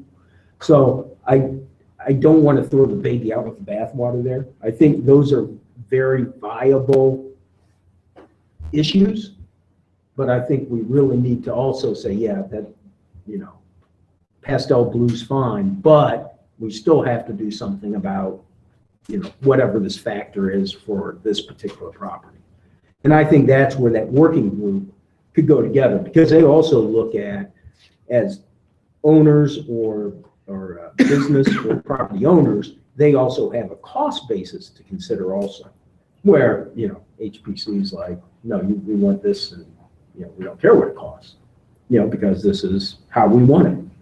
So I think it goes back to whether it's a case-by-case basis then, because as an example, you know, a business comes downtown, and then let's just say it's like restoration, you know, let's say they wanted a vestibule for the wind issue. After a while, people, you know, they don't want to go there because they always know it's cold and you lose that business. And so my frustration sometimes with HBC is, you know, we hurt the business owners by worrying about, you know, whether those are lights from 1850 or 1860, you know, and that just drives me crazy when the function and the viability of that business is that, you know, we overlook the business in the health it has for a community, sometimes over type of how much glass is on the door. I think it's always a balance between that goal, you know, and the economic realities. I mean, I don't want to throw out either one of those. Right, no. And I guess my question is, are we just deciding tonight about 12 West, or are we trying to draft policy? I think we make a decision about 12 West, but I don't know if I'm prepared to draft policy for the future. We send you some notes instead. Yeah, I'm asking you kind of both, so it's a fair point. I think you have the case in front of you tonight, so you need to sort of hear that and deal with that case. But sort of form, function, case, broader perspective while we're talking about it, some of this discussion is helpful, and I think over time, if you want to get some more feedback to me, that would help us as staff, and I think as HBC. The easy sort of bureaucratic answer is, we just won't want any of these on our sidewalk. Done. I don't have to handle these anymore. That's fine. The harder answer is, if we want them, where do we want them? And maybe allow the look, the material, the angles, the doors to be still the domain of HBC to discuss, perhaps with some direction. Just a thought. My question is, does it change the recommendation of anyone if we envision that the next step would be Restoration asks for one, Flying Pig asks for one, OPA asks for one, because there's a similar situation in each one of those. So I'm trying to balance one. Who else? Hamburger Inn. Hamburger Inn. So does it change? Because I don't mind the way that it looks. I appreciate the function of it. But I'm worried about not just this case, but beyond this case, that if we do it at 12 West, what are we committing ourselves to? And then just what is the impact if all of these other businesses have vestibules? And I think we just have to think that through. As much as I would like to make this decision in isolation, it does have an impact on other places. Well, that's exactly what the debate at HPC was. Is it going to be a precedent? And if it's a precedent, what does the precedent want to be? And we ultimately decided city council should tell them. Well, and one of the other pieces, like in 12 West situation there, they have the patio. So their vestibule is contained within the patio, which is already cordoned off from general public access, I guess. You know, now that could be a whole different ballgame if somebody who doesn't have a patio now wants to put a vestibule, now comes out into the middle of the, you know, the sidewalk. So Flying Pig, they sit within, they could do one, and Restoration could. Hamburger could not, because their patio is north. Right, yeah. Or actually south of their door. So, yeah, so I mean, you know, there's this minutia of variables that I think really make a good, it's going to take some time to come up with a good decision. Right, and I think that was our thinking about tonight, is not try to make the decision tonight. Yeah. It's late, obviously, but also the vestibule is there. It's not coming down tomorrow. It's not, but I do think it's not coming down until this decision is made. Yeah, so if we wait, he's not being but obviously hearing from Mr. DeStefano makes sense, obviously, because he's. And he's also in the transition area, where the rest of those are all in the red. Right, but just thinking about that, just thinking about the collective, if that decided to turn into a restaurant and convert the entry of that building with a vestibule, that would change the look, character, and feel of that historic looking building, even though it's in that transitional area. So just think, again, this gets back to these, which you need to consider is not, obviously this is in isolation, and it is the transitional area, but there's some other very historic homes and buildings that could change over time. And, you know, that's why I think the consideration is some sort of a compromise where it's not up year round, just during the months where it's really needed. But I understand the point that if it's 85 degrees out and you walk in, it's the same kind of effect. So. And I don't know that I'm convinced that if we make a decision on 12 West, that it necessarily means we have to prove the same thing for everybody else. So I think. I'm with you. We can do that. Yeah, as we I mean, look that's- at each individual case. Like George said, look at the function of each individual situation to make a decision. Just have to make sure our decision criteria is very objective. Right, and that's why I think the So rest we of can this is validate to the come up with this criteria. I think it's two separate issues. And the more specific guidance we give to HPC and to staff. Yeah. And to the business owners, if you're gonna open a restaurant, what are you gonna be able to do? You're gonna wanna know that. And just to clarify. Darren, I'm sorry, but frankly, Council, I mean, we've had this debate at HPC, and HPC's asked me directly, can you write guidelines for these? And my answer has been, continues to be, I don't think so, and aside from maybe 4 or 5 general ones, and maybe looking at this kind of thing that's on the screen, because every storefront's different. Almost literally, sure, we could maybe find 2 that are pretty close, but that kind of direction is helpful. And again, I don't think we necessarily have to belabor that point tonight. It sounds like we got to think about that a little bit more collectively and see which direction we want to go. But obviously, Dave wants an answer on his.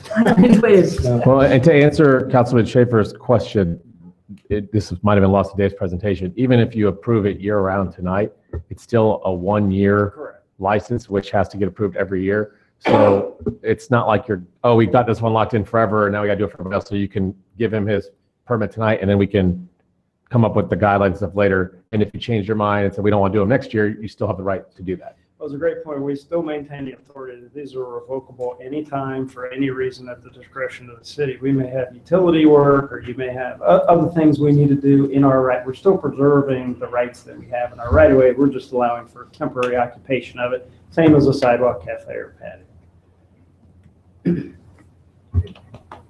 Would you like to come forward? Right now, the majority of HPC's opinion, correct me if I'm wrong, Dave, but is no to these, period. Any of them, so. Yeah, I think the last We need to give them discussion, guidance if our that's opinion correct. is something different than that, so. Please come forward and state your name and address for the record. And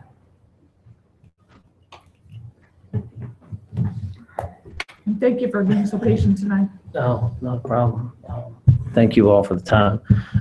David DiStefano, 12 West William Street, Delaware. Owner of the building and of the restaurant, which is a point I'll get to in a moment, but you all pretty much touched on most of my points that I was going to bring up, except for one. I would like this all year round because it is that critical to our operations. These are expensive items. I mean, we put a lot of time and thought into this, and I think that vestibule cost us almost $5,000. Putting it up and taking it down is about $1,000, about $500 to take one down and $500 to put it up. But we did that because we try to comply as best we can for HPC. And I think we've shown that throughout the years and what we've done next door. But the hopefully this helps because I put a lot of time to a thought into this. The 2 big differences I see with 12 West is, one, it is in a transition district, as you say. 2, you're on a major or U.S. highway. We deal with the noise pollution, if you will, the tractor trailers, the semis, the commercial trucks, all day. That's a big difference for us. And the other big difference for us is the size of our building. It is a historic building, as you say. We have about 640 square feet of dining room space. And I didn't measure this part out, but roughly 25 to 35% of that is a bar area. So we have 38 to 40 seats, depending on how people want to cram in. And so when you step into this building, you're stepping into our dining room, as you all know. I mean, you step 1 foot in and you can touch, that dining table to the right when you're walking in. So those are the 2 big, I guess, distinguishing points for that address. I try to put it like that so it's not just about one restaurant owner. That address it's the only restaurant on William Street. When we built next door, 14 Williams, it has a walk-in area, a small one, but a little lobby area, if you will. We don't need a vestibule. And I would say that the process that I've gone through, which HBC, which I respect, I think will kind of weed out I mean, I've had this almost 3 years, and I think it's just recently, because my former GM's over at the Flying Pig, and he sees the value of it, that there's only been 2 or 3 in 3 years that ours has been up. It's expensive. I respect the process. I think that there is a process of going through HPC and showing your design and your colors. It'll kind of weed out those who are just thinking about it, and knowing what all goes into it. So I know it's been a long night for everybody. I appreciate your listening to my time. I really would like all year round. I mean, the weather, I wish the weather cooperated all year round. You know, thunderstorms, I mean, that blows in that wind. As soon as you open that door, I didn't think 3 years ago we would rely on it that much. And so those are some of the big talking points, and it has been invaluable for us. And the last thing I'll leave you with is we have roughly 57,000 people come through that door every year. Last year we had 56,962. And we can track all this on our POS system. So, and that doesn't count staff, that doesn't count vendors walking through. That counts people who come in and spend money. Because that's what, so 60,000 times a year that door's being open and closed. And that little 3x3 means a lot to us. And so I think the site that we're on, because it's on a highway, and because the size of the building kind of distinguishes us a little bit. The most important question is, when do you open the next one? I hope in 6 to 8 weeks. We're close. Yeah, the building's almost done. And they'll connect, but they'll be separate businesses? From the street, they'll appear separate. We'll be barbecue on 14 West. We haven't named it yet. And we'll be obviously what we are, but they will be connected inside. There'll be a connecting door, and that makes us legally one restaurant. So we'll pay our sales tax under one. Our liquor license will go to both properties. But from the street, it'll appear to be 2 separate restaurants.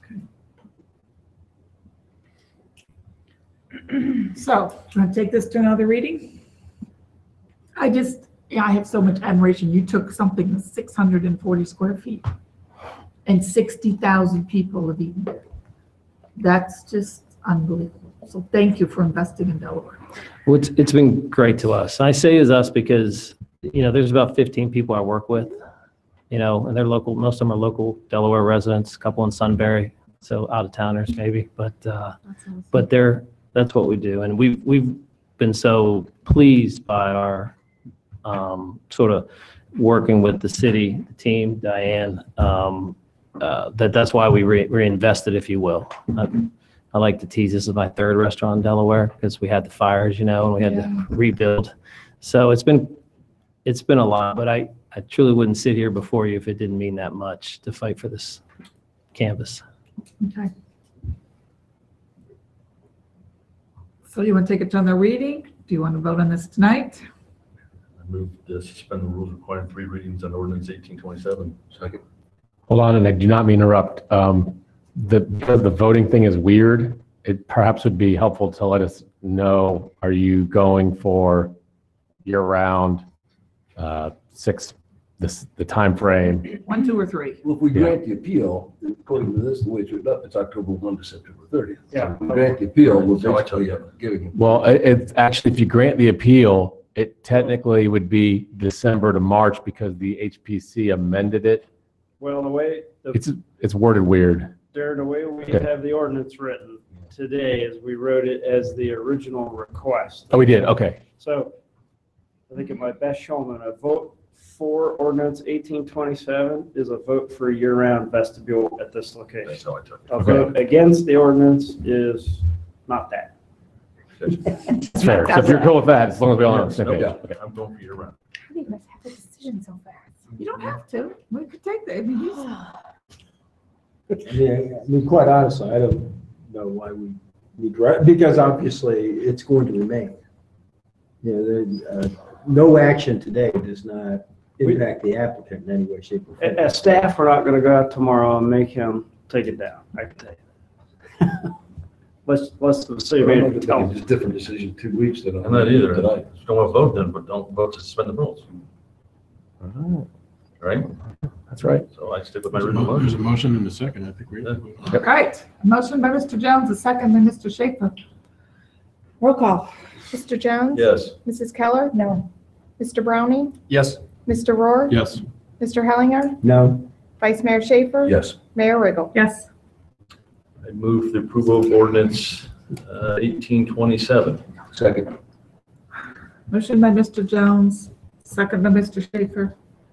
Roll call, please. Mr. Jones? Yes. Mrs. Keller?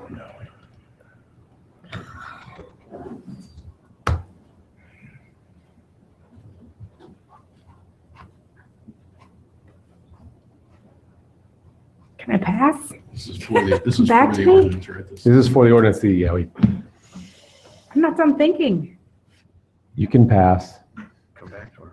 Come back to, gone to. Mr. Browning? Yes. Mr. Rohr? Yes. Mr. Hellinger? Point of clarification, so this is for 1 year? Yes. Vice Mayor Schaefer? Yes. Mayor Riggle? Yes. Mrs. Keller? Doesn't matter. Yes. Thank you all. You're welcome. Okay, so the appeal is granted. Okay. Okay, Ohio Wesley.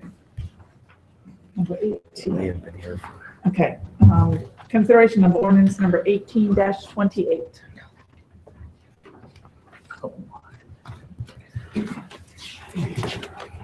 Ordinance number 18-28, an ordinance approving a combined preliminary and final development plan for Ohio Wesleyan University for the House of Black Culture at 65 Oak Hill Avenue on property zone POI, Plant Office Institutional District.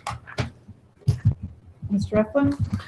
And Mayor, members of council, this is for the replacement of the existing building and use on this site at Ohio Wesleyan University. First, I just want to remark to you, like I did at Planning Commission, that I appreciate the university's help, early contact with staff, and willingness to go through all the processes required to make changes that staff has requested. So I think the communication is great, and I really appreciate it. I know the rest of the staff does as well.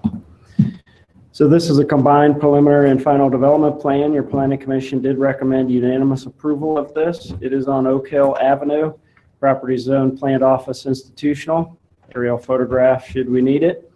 And the footprint essentially replaces the footprint that's there today. Yellow outline here are porches, and the green is the building.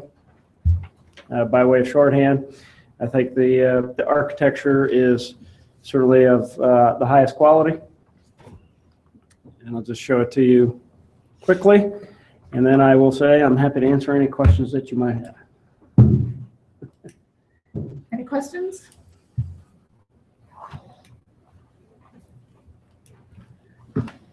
Would the applicant like to add anything? There's no questions, so I think we're good.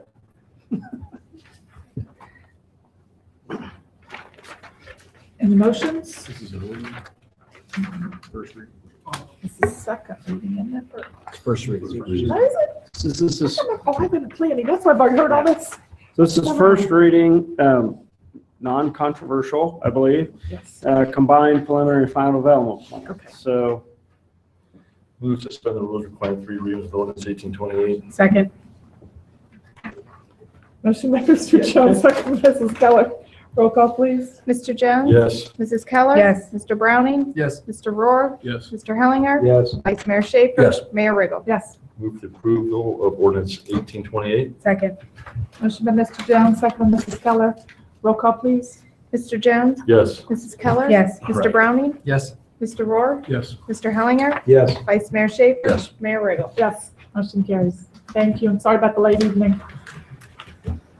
Okay, item 19. 19 through 22, 21 are all first readings as, correct? no, wait a minute. No. 'cause No, item 21 and 19 is on its own. First reading, but 19 is on its own. Okay. Consideration of ordinance number 18-29, please. Ordinance number 18-29, an ordinance for Vincent Romanelli approving an amended preliminary development plan to include a pool with a pool building and parking lot to the central park of the Glen Ross North subdivision on approximately 100 acres located just east of Glen Parkway and north of the Glen Ross Golf Club on property zoned R2 PMU, one family residential district with a planned mixed-use overlay district. That's the first reading. It is a non-controversial amendment of a preliminary development plan. This would allow them to prepare a final plan. So I'll just go through it really quickly. Hi. This is the first, they're rephasing the development. These are the 3 phases that they're proposing now. I guess more administrative than anything. You'll recall this development was built around a Central Park concept. That's what you have here, with a piece of play equipment, a pavilion, a central walkway, and field space. The proposal is to, on the south side, put in 20 parking spaces, a small neighborhood pool, keep the 2 field spaces, and move the play equipment to the north side of the park.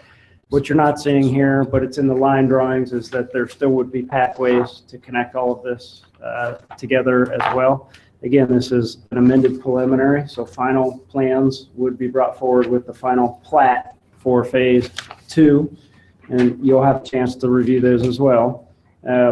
One condition you'll note is that they ghost in, for lack of a better term, 20 more parking spaces, where if the parking is a problem, we, the city, could tell them to put in 20 more spaces. They have the room on the park, just kind of north around the pool area, but not interrupting the field space. One other note, they have room for about 71 public parking spaces on the inside part of the loop. In other words, the spaces around the park, leaving still spaces near the houses for on-street parking as well, separate from the park. So Planning Commission recommends approval unanimously, as do we. I think this is a nice amenity package for the subdivision. The developer is finding the need for this to be competitive with, frankly, some of the amenity packages in the community of Glen Ross and other subdivisions in the immediate area. So I'm happy to answer any questions you might have. And this has got to come back, right, Dave, for a final? Yeah, if you were to approve this, then they would prepare their subdivision plans and the final park plans, which would be built in this phase of subdivision. Move to suspend the rules requiring 3 readings on ordinance 1829. Second. Motion by Mr. Jones, second by Mr. Schaefer. Roll call, please. Mr. Jones? Yes. Mrs. Keller? No. Mr. Browning? Yes. Mr. Rohr? Yes. Mr. Hellinger? No. Vice Mayor Schaefer? Yes. Mayor Riggle? Yes. Move for approval of ordinance 1829. Second. Motion by Mr. Jones, second by Mr. Schaefer. Roll call, please. Mr. Jones? Yes. Mrs. Keller? Yes. Mr. Browning? Yes. Mr. Rohr? Yes. Mr. Hellinger? No. Vice Mayor Schaefer? Yes. Mayor Riggle? Yes. Motion carries. Okay, Elaine, I think you get to read the rest. Well, before she does, item 20 and 21, you have an adjustment at your desks and the changes for. Well, we made a mistake. We provided Elaine the wrong. Did you say that again? We made a mistake. We make mistakes. We as in that side of the room. Yeah, I made a On the mistake. side. I don't think it was. I'll take responsibility for that. I made a mistake. So what was provided for you in your ordinance and the agenda was referencing a section you've already approved, section 11. Your attachments in your fact sheet were correct. So what you have at your desk is an amended agenda with the right sections that we're talking about, section 15, and you have an amended ordinance for section 15 as well. So we would just ask for first reading of this as amended tonight. We'll present it next time and seek passage then. Okay. Go ahead and read them.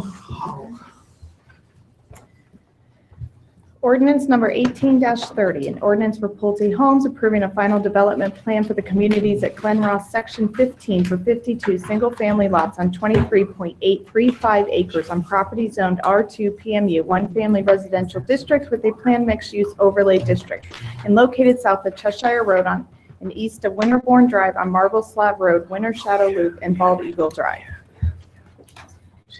Ordinance number 18-31, an ordinance for Pulte Homes approving a final subdivision plat for the communities at Glen Ross, section 15 for 52 single-family lots on 23.835 acres on property zoned R2 PMU, one family residential district with a planned mixed-use overlay district, and located south of Cheshire Road and east of Winterbourne Drive on Marble Slab Road, Winter Shadow Loop, and Bald Eagle Drive. Go ahead. Ordinance number 18-32, an ordinance for Zaremba Group LLC for approval of a rezoning amendment from B3 Community Business District to B3 PMU Community Business District with a planned mixed-use overlay district to allow a 9.7 acre land addition, parcels 11, 12, and a portion of parcel 5 to the Glenwood Commons Shopping Center located on the south side of US 3637 between Mill Run Crossing and Glen Road. Ordinance number 18-33, an ordinance for Zaremba Group LLC for approval of a conditional use permit request allowing the placement of a PMU, planned mixed-use overlay district, to be established on a 9.7 acre land addition, parcels 11, 12, and a portion of parcel 5 to the Glenwood Commons Shopping Center located on the south side of US 3637 between Mill Run Crossing and Glen Road on property zone B3 Community Business District. I know. Ordinance number 18-34, an ordinance for Zaremba Group LLC for approval of an amended preliminary development plan for Glenwood Commons Shopping Center on approximately 82.9 acres located on the south side of US 3637 between Mill Run Crossing and Glen Road on property zone B3 PMU Community Business District with a planned mixed-use overlay district. And ordinance number 18-35, an ordinance for Zaremba Group LLC for approval of comprehensive plan amendment on the future land use plan map from commercial to mixed use on 9.7 acre land addition, parcels 11, 12, and a portion of parcel 5 to the Glenwood Commons Shopping Center located on the south side of US 3637 between Mill Run Crossing and Glen Road on property zone B3 PMU Community Business District with a planned mixed use overlay district. Thank you. Can I applaud how much I appreciate you? Because I really do. Wow. Okay. That's a lot of reading. I think we owe it to the clerk to consider passing these on the second reading. Take them to 5 or 6. Okay, city manager's report. Yeah, very quickly, I'll be out of the office from Saturday through Monday. Jackie will be acting as city manager. And this is the award that I forgot to show everyone that we got from the Ohio City County Management Association for the YMCA Community Center National Guard project. So that's all I have. Morpsey? Next week, yes, we are receiving an award at Morpsey as well. So. Okay. Council comments. I have one quick one because Bill left. Dave, I'm noticing like the restaurants that have like the patio, they're putting their sandwich boards outside of that. So it's cutting down the sidewalk. I mean, is there an ordinance against that? Yeah. They're cutting down the sidewalk even more. Should they be inside of their, Like even when they leave at night, they're leaving them out. Well, yeah, again, it depends on their particular configuration. Some of them have room still to put it out. They should not put it out in the middle of the clear walk area. Totally agree with you. Some of them just don't have room, and their only option is probably to put it inside the patio or maybe support inside the window or you something. go by the Flying Pig and they get theirs out, and then it's right by a trash can, and you gotta go single file to walk, through that portion. And we do, as we get time, we do try to be hands-on and walk the district and either move a sign or talk to a business owner. We can certainly do more than that if you want. Are the sandwich board signs even legal? 'Cause at one point they weren't. No, they are legal in the legal now. downtown only on the sidewalk. Okay. But they do have to technically be in the brick area, which is problematic because the doors swing open, that sort of thing, depending where you put them again. Or they have to be up against the building, which is problematic if you have a patio. But some patios do have room and still have one out there. So. Ms. Keller? Just 5 things. No, I've got nothing. Mr. Brown? Nothing, thanks. Mr. Rohr? May we adjourn? Not yet. Please, may we adjourn. Mr. Sager? I will be out of town Saturday through Wednesday. My father's having surgery in Florida. So you're in town, correct? Okay. Now we can adjourn. We're adjourned at, is that really 10:30? Yeah, yeah. No, Elaine, I'm not fine tonight. I'll be back tomorrow. Mhm.